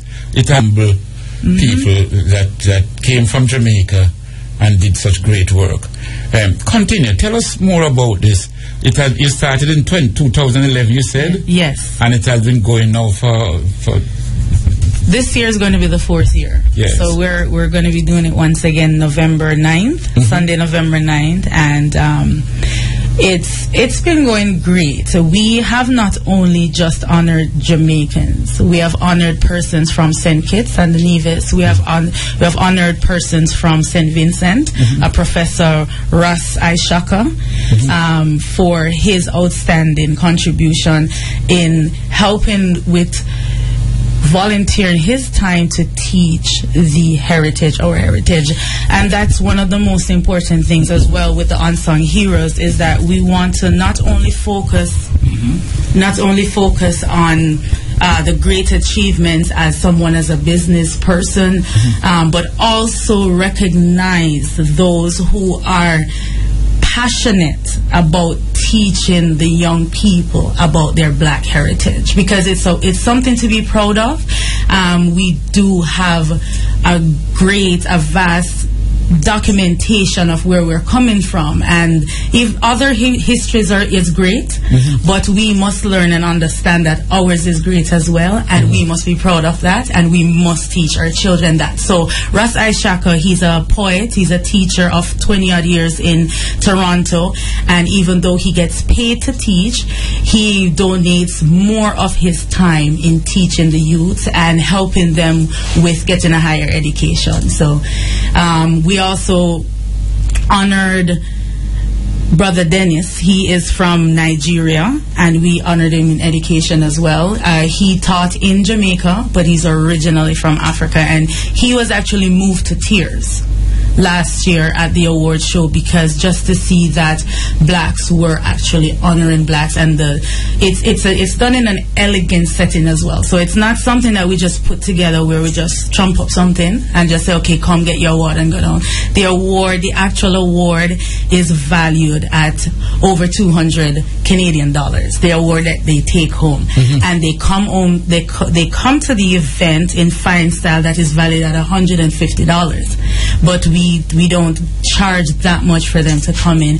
And we have dignitaries that attend this event and endorse what we're doing as well, and the media comes to cover that as well, to see the great work that the black community is contributing in Toronto, worldwide and international.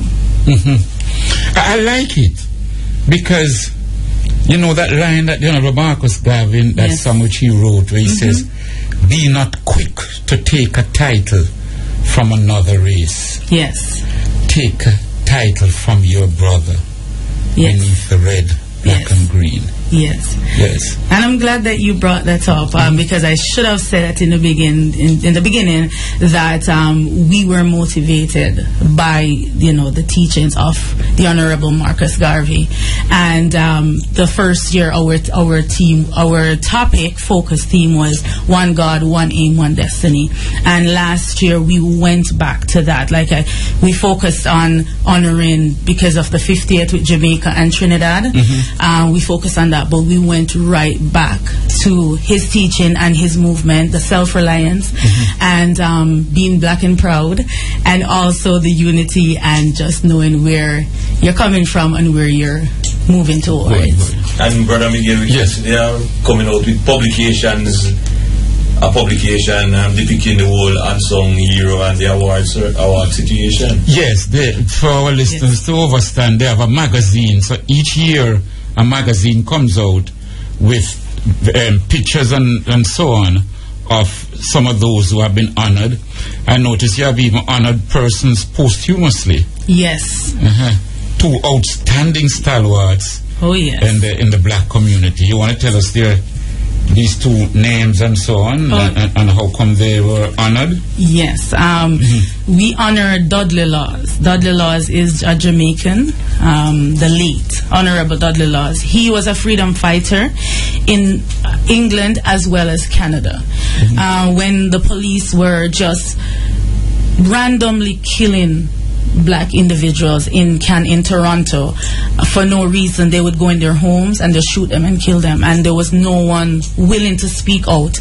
Dudley Laws was the one that was at them. He went to jail on numerous occasions in defense of these persons when people were being fired from their jobs wrongfully. He and Charles Rose is a lawyer, and they worked together. They formed the Black Action Defense Committee that is still in existence, and they fought for freedom, for us to have a right within Toronto as well right across Canada, right? And they donated, even when Dudley Laws was sick, he got ill, he was still traveling to the prisons, he was still encouraging the young inmates, and he was still supporting and helping single mothers that needed whatever legal attention that they needed, as well as Charles Roach. Charles Roach is from Trinidad and Tobago, but they work together in unison for a lot of things that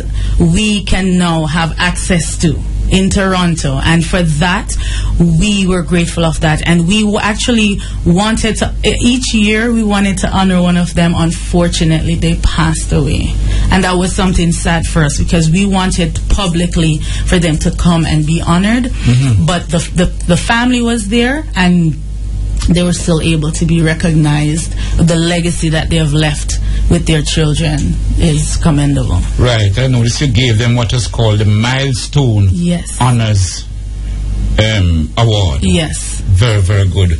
And please remember those names: Dudley Laws and Charles Roach, 2 outstanding brothers who worked tirelessly for the advancement of the black cause in Canada. I noticed you had a guest speaker last year. I think it was that brilliant 17-year-old from Trinidad. Her name will be Choc'late Ellen. Yes. She is amazing young talent. She certainly is. Yes. She certainly is. And you know, I got introduced to Choc'late Ellen by watching Rebel Salute. Give thanks to Tony Rebel. Yes. And I just went up and researched about her and was blown away to know that she was on Rebel Salute. She was on Rebel Salute in 2006. I could be wrong on the year.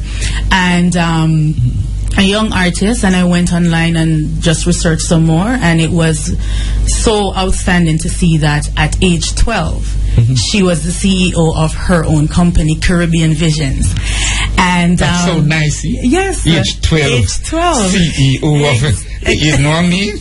Exactly. When you think of CEO, you think of some big bread on the top floor of, you know what I mean? Exactly. So if you know, like a 12-year-old can be CEO, man. Exactly. Yes. And yes, indeed. And she fasted, and one of the things too was before she started, she fasted for a few days. It also made the media, and she was fasting for the increase of the crime rate in Trinidad. She was concerned about that, and right across the Caribbean, and so and that was her mandate.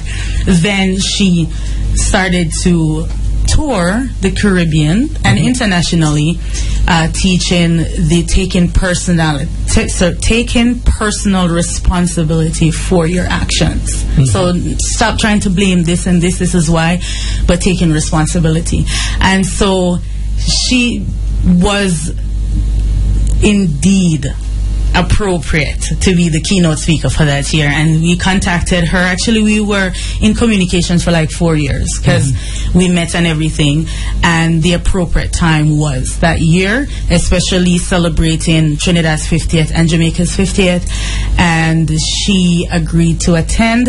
Those in attendance were blown away by her intelligence, the way in which she came across, and also her achievements, because by that time she came over at 18, and she has already, you know, toured even Jamaica through many schools and promoting, and she's just an amazing, she's natural cultural empress and beautiful and very grounded. And she was homeschooled. Yes, she was also homeschooled. Yes. And so therefore she had a lot to really present at the awards, and she also received an award, a youth award that year. And we have also, and that's one of the things too that we've been pushing to do, is honor youngs. We always like to say negative things about young people, like the Christians like to say the generation of vipers, and then we're always saying we're the youths are doing this and that, but we have some great and outstanding young people that exist within my generation, the generation before, and so we need to recognize them, and so therefore we try our best to do that each year. We honored a 17-year-old last year, Akil Johnson, and the work that he has done, even getting involved in politics as well. It's just amazing, and we just expect greater works from him as a young person. Absolutely brilliant. So, brothers and sisters, those who just join us, those who sleep and wake up, you're really missing something here.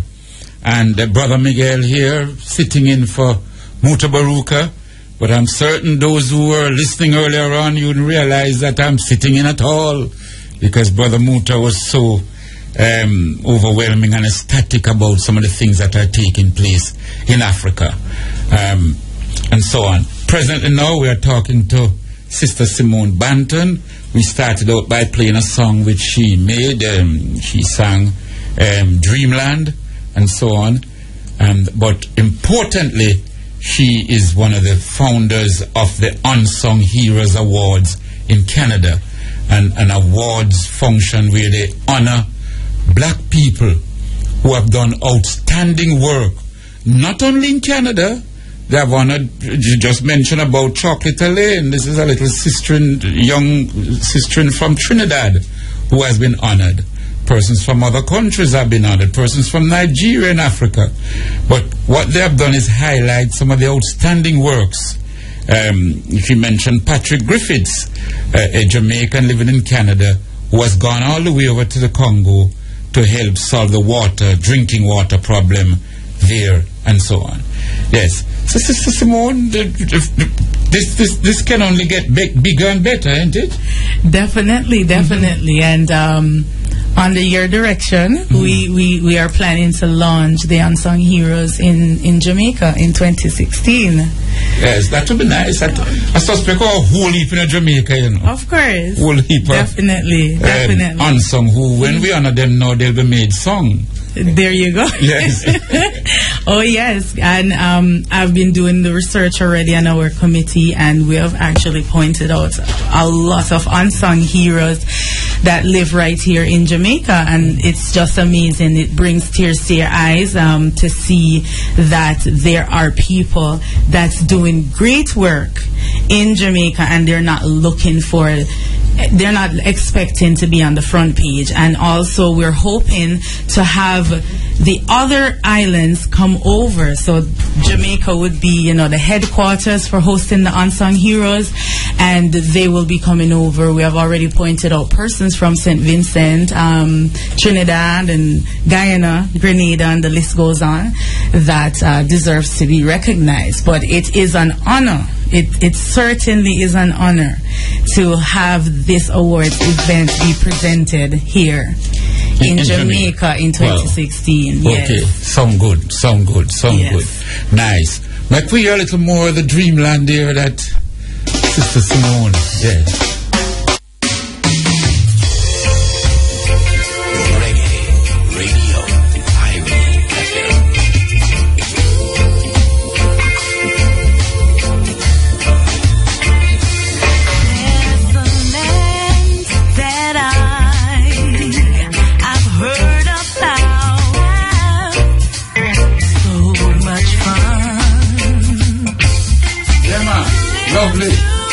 And you do MC and all them things that too, don't it? And them have functions up there. I do. The cultural events though. Yes.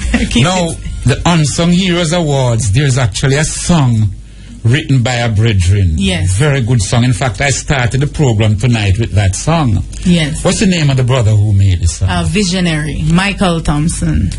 He's from JA also? He is, yes. He is from St. Catharines and resides in Toronto. Presently in Toronto. Presently, yes. I don't know, could we hear a little of that Unsung Heroes? Yes. Mama Unsung Hero. My hero, my unsung hero,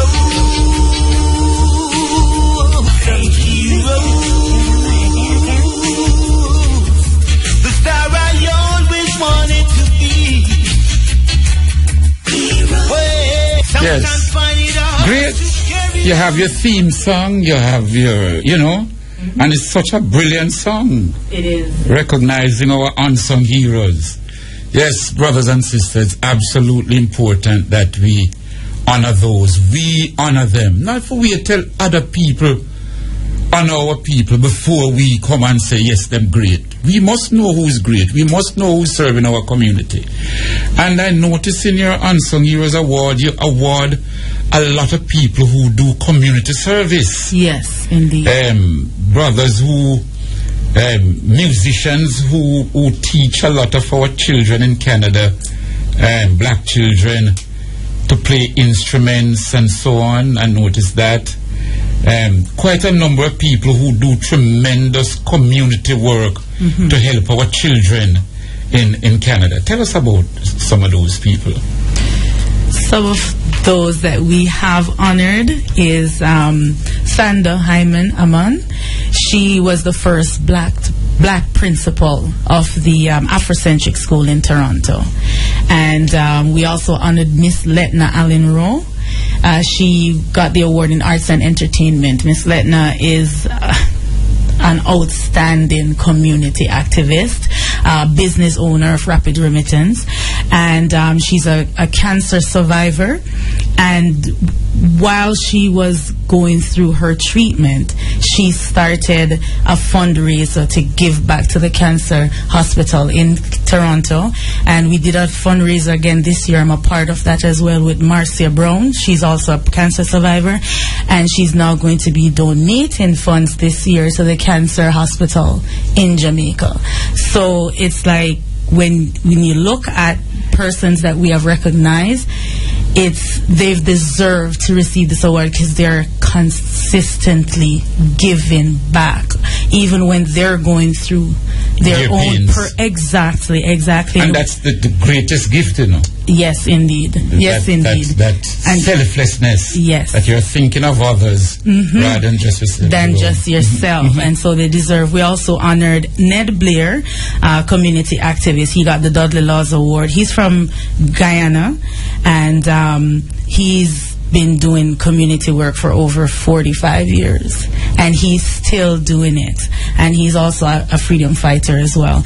We have honored Jimmy Reed. He is in arts and entertainment, an artist. He just actually had his first album launch at age 70 in March of this year, and he has done community work for over 45 years. Yes. And he's done it without mentioning it. Like whenever they had the marches, whenever they needed funds for charity, for hospitals, for community, when they had the flood in Jamaica, the storm, he jumped at supporting and sending funds down for that relief. And so therefore he deserved to be honored, and we recognized him. We recognized Luther Brown. He is a radio personality back in Toronto, and he is an educator of the music. He's also a teacher, a principal, and he gives us of his time to volunteering with teachers transitioning into Toronto, as well as students that needed help with their education,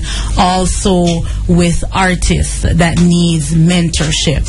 And so those are just a few of the persons. We have honored Shasha K. Gale, who in about 15 years ago, she had to stand up for fighting for blacks within her school when the prejudice was becoming very, very obvious once again, and she fought for some things to be done where that is concerned, and we gave her the Merit Award, and we gave Jordan, who is from Guyana, the Award of Excellence. He's a dub poet, and he uses his presentations to unify youths against violence, as well as giving back to community work.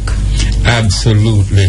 But Brother Miguel, yes, when you look at all these quality and in all those unsung heroes and the heroes that we have, it is amazing what is holding us back as a race. Wow. In other words, the Creator has blessed us so much with super talents. Yes.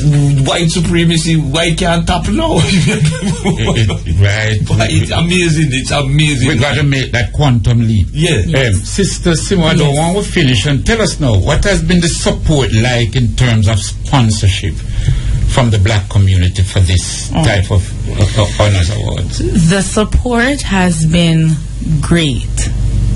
We need more, of course, but it has been great, despite, because I must say that the initiative that we're doing, we receive a lot of critique from different communities, as well as the media. So we have a few media that supports us, but the media at large, there are different reasons to it. And of course, we knew that would have happened because we're focusing on our own, and they want to play the race card with it, but that's not what it is. We're just doing this because we want to show love to each other. Yes. And so therefore, the first year... we're doing this race first. Exactly. And that's...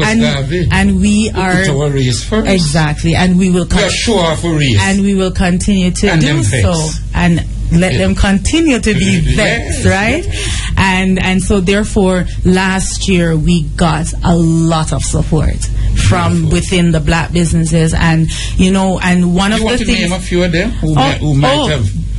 Because great works ought to be definitely. We highlighted. have Rapid Remittance that sponsored Cool Runnings, Hyundai, DJ Records, RS Auto, Dr. Winsome Smith, to name a few: Treasure Isles International, Leggy's Catering, Rosie Rose Promotions, and the list goes on, you know.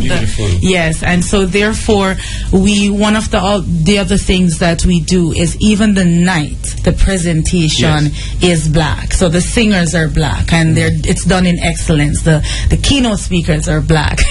The presentations is just, you know, the music that we play, like even we try to incorporate Peter Touch, no matter where you come from, as long as you're a black man, you're an African. And I must say that it's a family event. We had so much youth last year, it was amazing.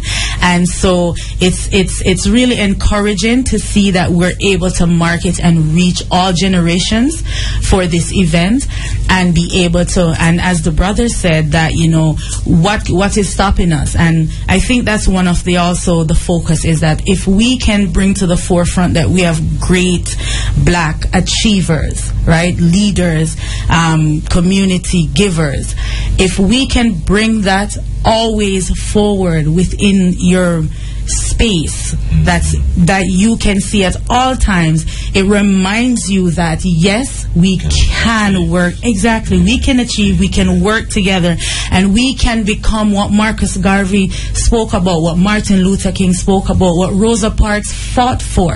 We have so many great persons that came before us and sacrificed for us to be able to have the privileges today. Let's not take that for granted, right? And let's try to work hard at like one of the things I look at other races and see, like, for example, the Indians, is that from birth, they're teaching them from birth, right? And so, and other races as well. And what I would like for us to do is stop saying, leave the children and let them choose their own way, right? They will still choose their own way, but let's teach them. From 2, 3, teach them and says, you know what, learn about these people. This is what they did. They were sitting at the back of the bus and they refused. Rosa Parks sat at the front to make a statement, and she went to jail for that. And now you can sit at the front. Don't act crazy. Don't do things and don't say things and be something that you're not. You can be your greatness, your royalty, kings and queens. Treat each other like that, right? And so when I address my brothers and sisters, it's greetings king, greetings queen, prince and princesses, and honor them and recognize them for the great works that they're doing, and focus on that and encourage them where they need help. You must have a strong committee working with you to achieve all of this. Yes. You want to call a few names of your committee? Definitely. So that we get an idea, those who are some of our hard workers. Definitely. The board of directors is Byron Lee Ellington, Serby, Gayleen Williams, Errol Mattox, Sharon Campbell, Omar Smith, and on the planning committee we have Janet Lewis, Delroy Wright, Trisha Michelle, Conroy Jarvis, Sonia Morris, Glenn Gordon, Mercedes Blackwood, Rudolph Gibbs, Rosanna Sampson, and Sylvanus Thompson on the sub-selection committee. He's a doctor, Dr. Sylvanus Thompson. Dr. Urban Collins, he's a professor at the York University.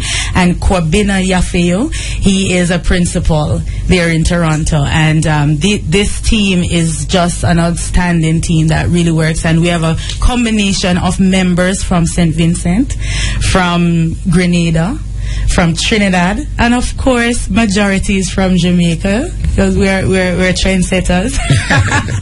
All right, give thanks. So there you hear it from Sister Simone Banton, organizer, founder, leader in filling the gap regarding our unsung heroes, not just in Canada but also in the Caribbean, in Africa, and so on. Now, we don't want this program to finish and we don't open the phone lines. So please, you can call in 974-5051, 974-5079, 974-5043, 618-0352. And if you're calling from out of town, 1-888-991-4152. So, if we Yes. Days will be secure. I hope you will not worry no more. With your love, I know your days will be secure. Laza Current, Strong Black Woman. That one is dedicated to you, Sister Simone. Laza Current, he made his name in Canada. You know of him? Yes, I do. Yes, so it's most appropriate song coming from a brother who made his name in Canada. Strong Black Woman, that's the title of that song from Laza Current. Greetings and blessings. Yes, we have some callers on the line. Greetings. Morning, Mr. Lorne. Blessings, my brother. Give thanks. Yes? Yes, sir. I'm happy that I have the chance to speak to you, as I see you as someone of influence within the Rastafarian community. I am concerned, and as you're speaking of heroes, my hero, Marcus Garvey, I think a coup of sort was pulled off by a government when they decided to place the Marcus Garvey's teaching on the curriculum of schools. But what they have effectively done is basically to bury, because the members of the Rastafarian community who were merely the ones championing or pushing for that to be done felt satisfied, and there was a big launch about it. But speaking as someone within the sector of education, are you aware of the state of that, of Garvey's teaching on the curriculum now? What exists out there on the ground in schools? Well, the little I know, and which is something that we are pushing, and I even spoke to Julius Garvey about it, in that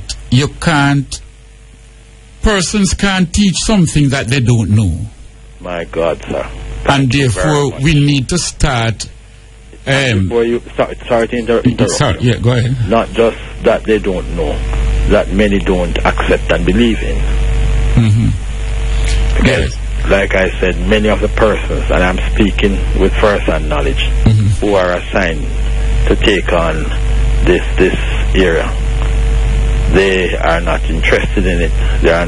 They don't believe in it. You understand? Yes. They cannot deliver it. Yes, and we need to get in the teachers' colleges and so on. That the teachers themselves must read, study, understand Marcus Garvey. The other thing too, you cannot teach Garvey and Garveyism in a vacuum. Thank you. You need to teach the spaces around that. For example, you need to teach about the great kingdoms of Africa. The kingdoms of Songhai, the kingdoms of Ghana, the kingdoms of Ethiopia, the kingdoms of Monopatata. You need to teach those background. That's how you start. Because those were inspiration to Garvey. All right, definitely. And therefore, Garvey now will have meaning when the children have that, or the teachers themselves have that overall picture of the greatness of the black achievements and the black kingdoms. Because I was privy to the guide that was published. Glossy, pretty, but the substance within it, I don't think it was really hitting home, like you said, because the background to it, right? And many of the fundamental things that should be coming out, I didn't get the impression that any great emphasis, any great thought went into creating a guide for the practitioner, the teacher to use. I agree with you. It was weak. Very weak. And Garvey, you can't teach Garvey just by regurgitating words. Not at all. You must put it within the context, allow people to analyze it, distill it, and how to bring it across. Why would Edgar Hoover make Garvey the central focus of the FBI? Yes, but that's what you need to teach. And then you realize the effect he had in a big country like you said, the entire North America, that they felt they had to have a particular Garvey program to get rid of him. Yes, but don't even go that far, sir. Local interests here were determined to take him down through whatever means. Yes. Because they saw the danger, the threat that he presented in enlightening a set of a race of people. Right? So I think the Rastafarian community at this point, or people who consider themselves Gaviites, should probably ask that the ministry repackage this thing and come with something interactive that the public can access online through libraries in the interim. And I go further. A school like Haile Selassie in Kingston, the Rastafarian community must seek now to elevate that school to where Campion is and better.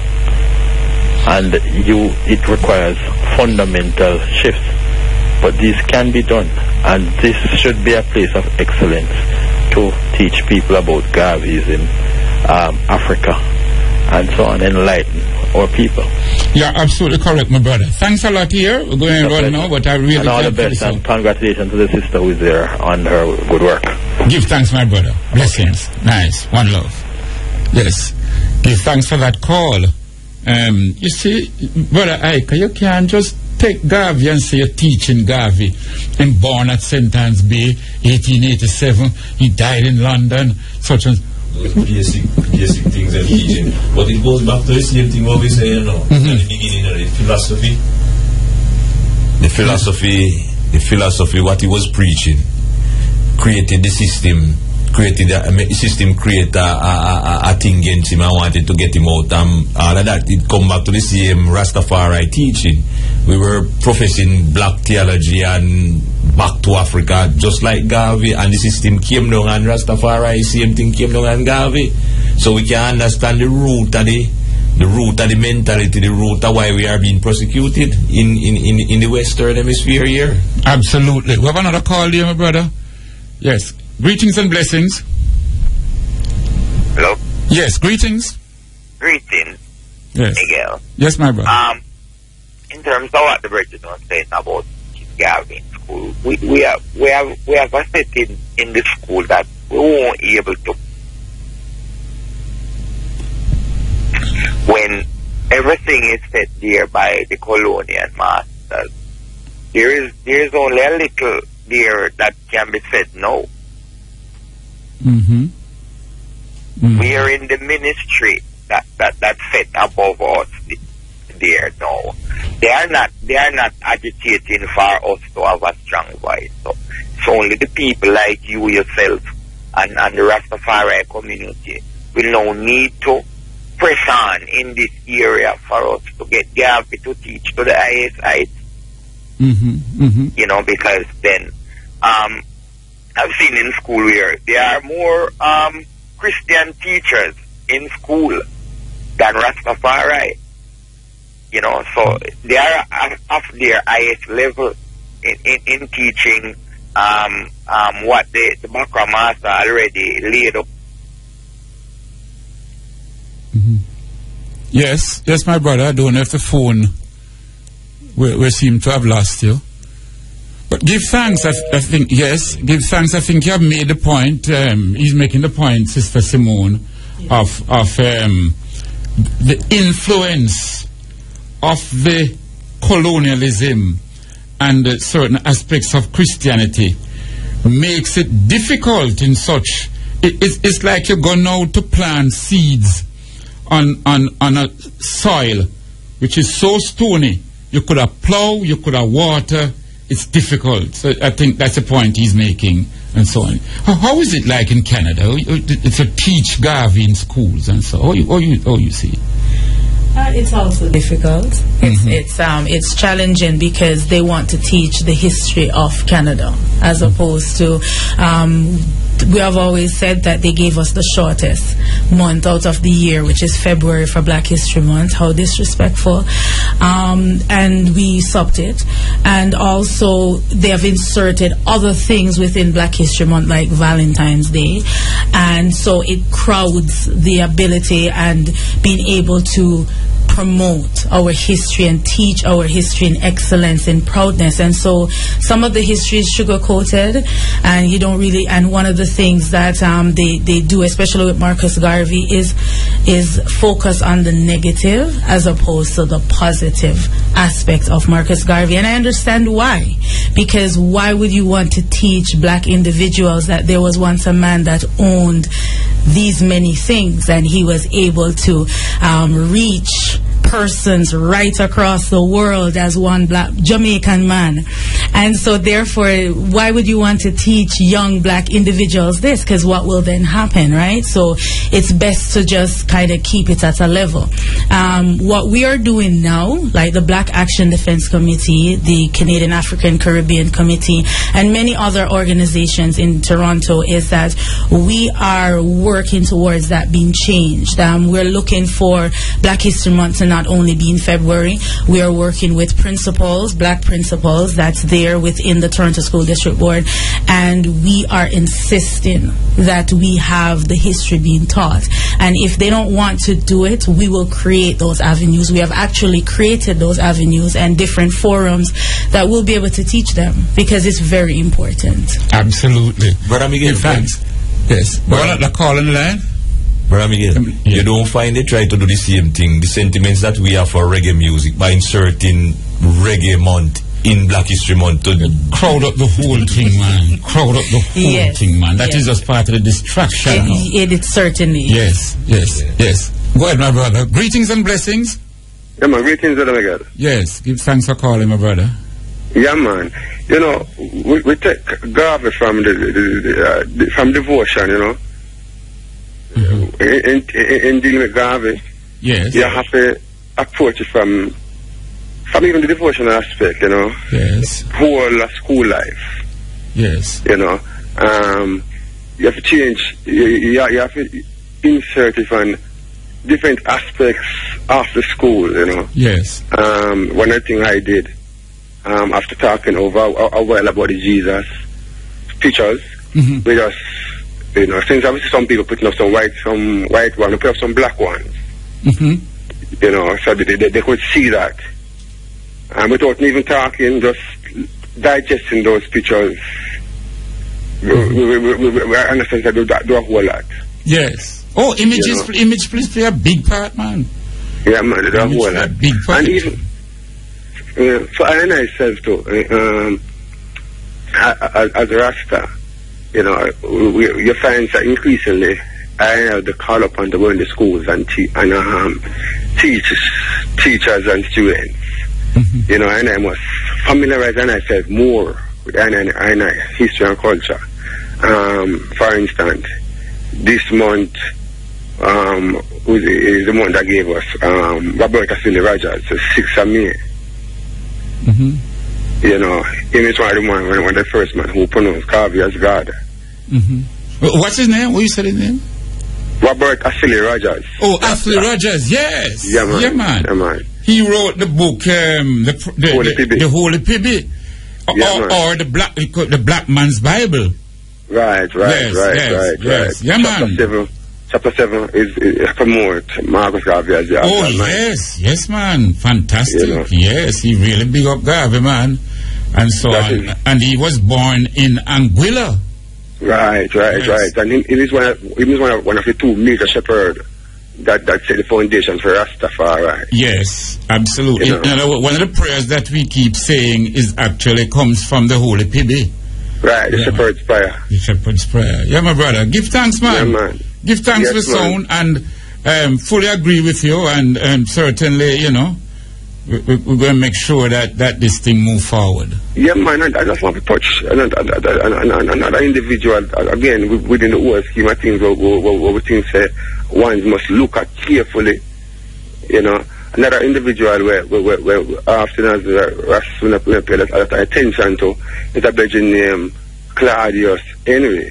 You know, probably because he was involved, you know, the treason charge or whatsoever. But as Rastafari, you know, him is one of those who come up, you know, apart from Leonard Howell, who made a economic foundation that Marcus Garvey talk about. Cause after coming from jail, within 1 year, then build an empire that still stands as the best economic structure for Rastafari worldwide. You know, you can see that building, you can see everything they have there, and I need to, you know, study those as Rasta and go forward to them glories there. You know. Give thanks. We actually build that economic foundation we can stand. Yes. Yes. Yeah, man. Just Give thanks, my brother. Give thanks. Yeah, nice. Give thanks. The brother is called 2 names there. Athley Rogers, who wrote the whole Pibby. And it had a worldwide influence. And he also called Claudius Henry. Sister Simone, that's the brother I was telling you about at Rosalie Avenue, not far from where you live in Jamaica here. Rosalie Avenue off Walton Park Road. Claudius Henry. And I was telling you about his son, Ronald Henry, who had come and they wanted to overthrow the government then, and so on. He started the Peacemakers movement out there in Toby Abbott's in St. Catherine area. That's Claudius Henry. Importantly, is speaking of community economics, you know, as what stand out more that different from individual achievement in economics. You know, the community economics is vital for the Rastafari movement at this moment in time still, you know. Absolutely, you're correct there, Brother Ika, and so on. Now, as we move up, time really run up. It's 1:51 already. Nice. Brother Miguel here sitting in for Brother Muta, and so on. So, Brother Ika, you want to thing as we wrap up now and so on? Yes, we'd just like to implore the community in and around Montego Bay if support the cause, the launching of the petition, the continued public education of outrage against an unjust system that took place against Rastafari in the 1963, the Carl Gardens atrocity, our demands for compensation from the government, you know. So tomorrow, 5 o'clock, at the UWI in Montego Bay Western Campus, we'll be having that presentation with the panel discussion and the launching of the petition. So each one within the vicinity must look out and be aware that we are gonna be coming around Jamaica as best as we can to collect as much signatures and to get that kind of support and get that kind of push and impetus to encourage the government to make sure so them recognize that they are done us an injustice, and it's time that they as a government who is seeking reparation with other Caribbean communities must clean up them own backyard same way and give us some form of a compensation so it look good upon them too. Alright? Well said, Brother Ika. Yes. Greetings and blessings. We'll take another call before we go. Yes, greetings. Yes, sir. Blessed love. Yes, sir. Alright, so I am kind of young in the whole Black history thing. So I just try to learn more about it. So if I want, where would be where would be the best part to start in terms of learning Black history? Buy the books and read. We have a bookstore at 75 East Street, downtown, Head Start Books. Buy the books and read, my brother. If you buy one book every month, your knowledge grow. And the other aspect which I encourage is reasoning. Having read, you must reason with other brothers and sisters. You need to get back to reasoning. Not just sit down and just blah, blah, blah, blah, blah, blah, and talk about it. Reasoning now. Grounding. Groundings, as Brother Ika put it. You know, you analyze certain things that you have read, repeat it to other brothers and sisters, hear their views and so on. That's a great place to start. So some of the books then what you would suggest I would buy? Can I get those at the library? Like, are some of those books at the library? No, a lot of them not at the library. Books, any books by Frantz Fanon. Remember those names, Frantz Fanon. Any book, brilliant. Any book by Shikanta Diop, brilliant.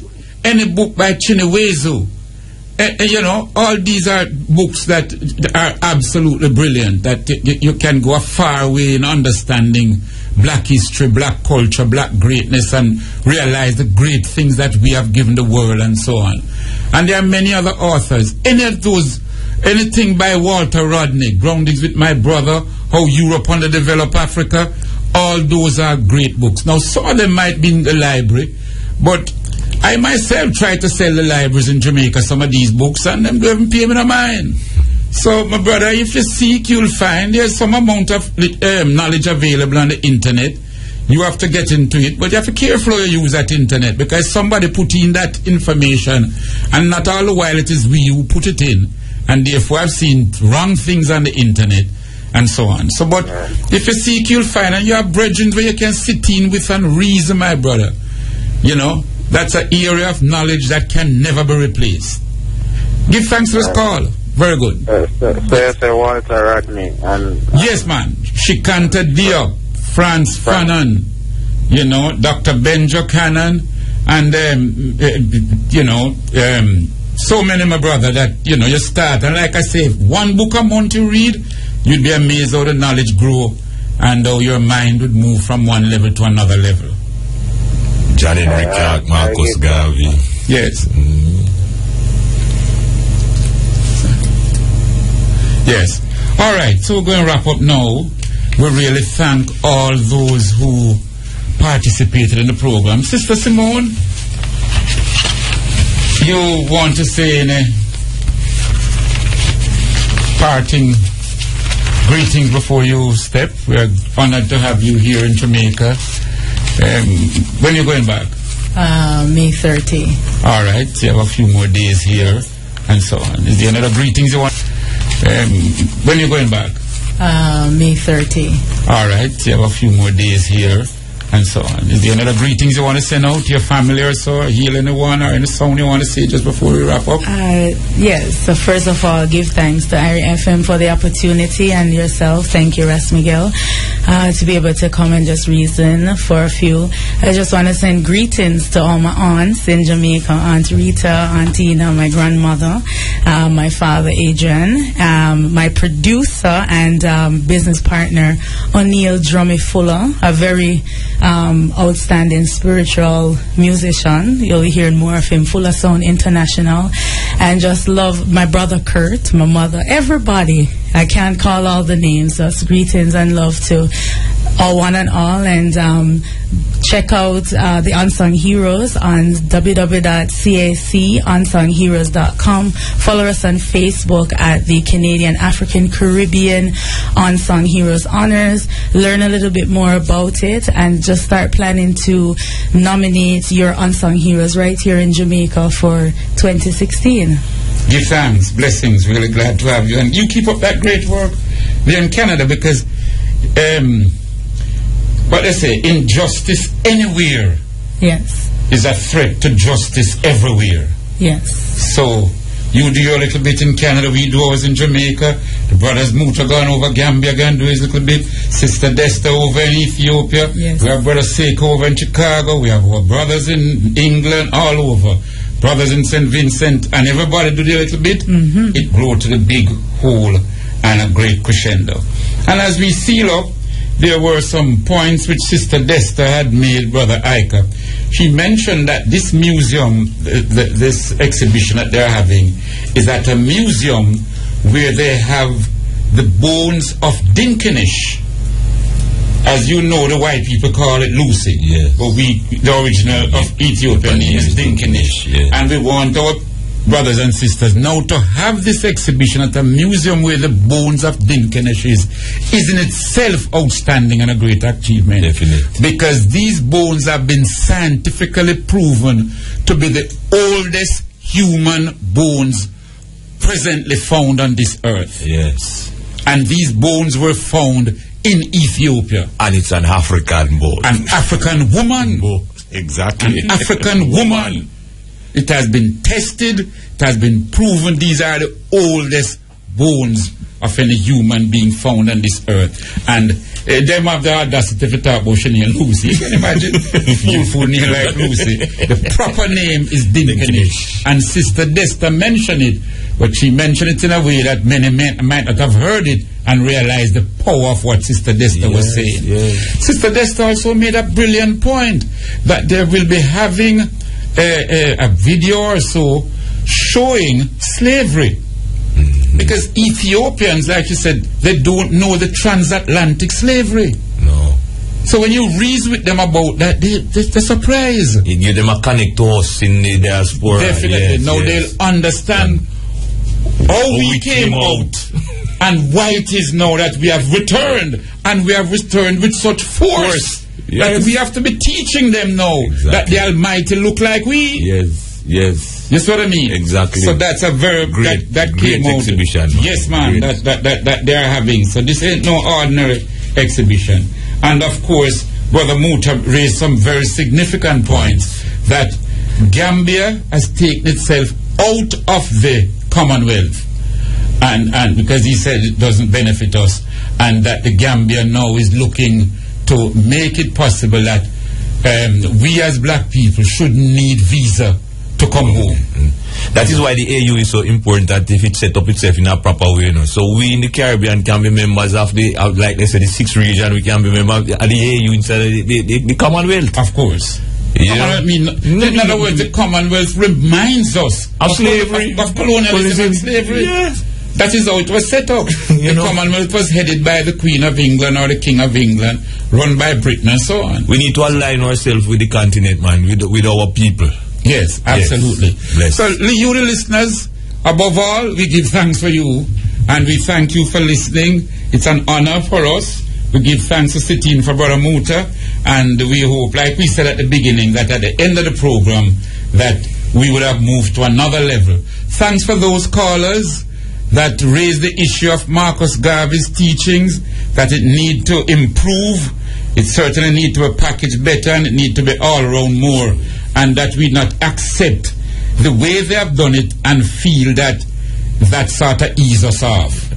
Nice. Brother Ika, glad you could come. Give thanks, Rastafari. Brown and Sister and so we give thanks that you could all come, and we ask the Father's guidance, keep and bless us. The Almighty Jah, Rastafari Jah, Rastafari Jah, Rastafari. Highly I, Selassie I, now and forevermore.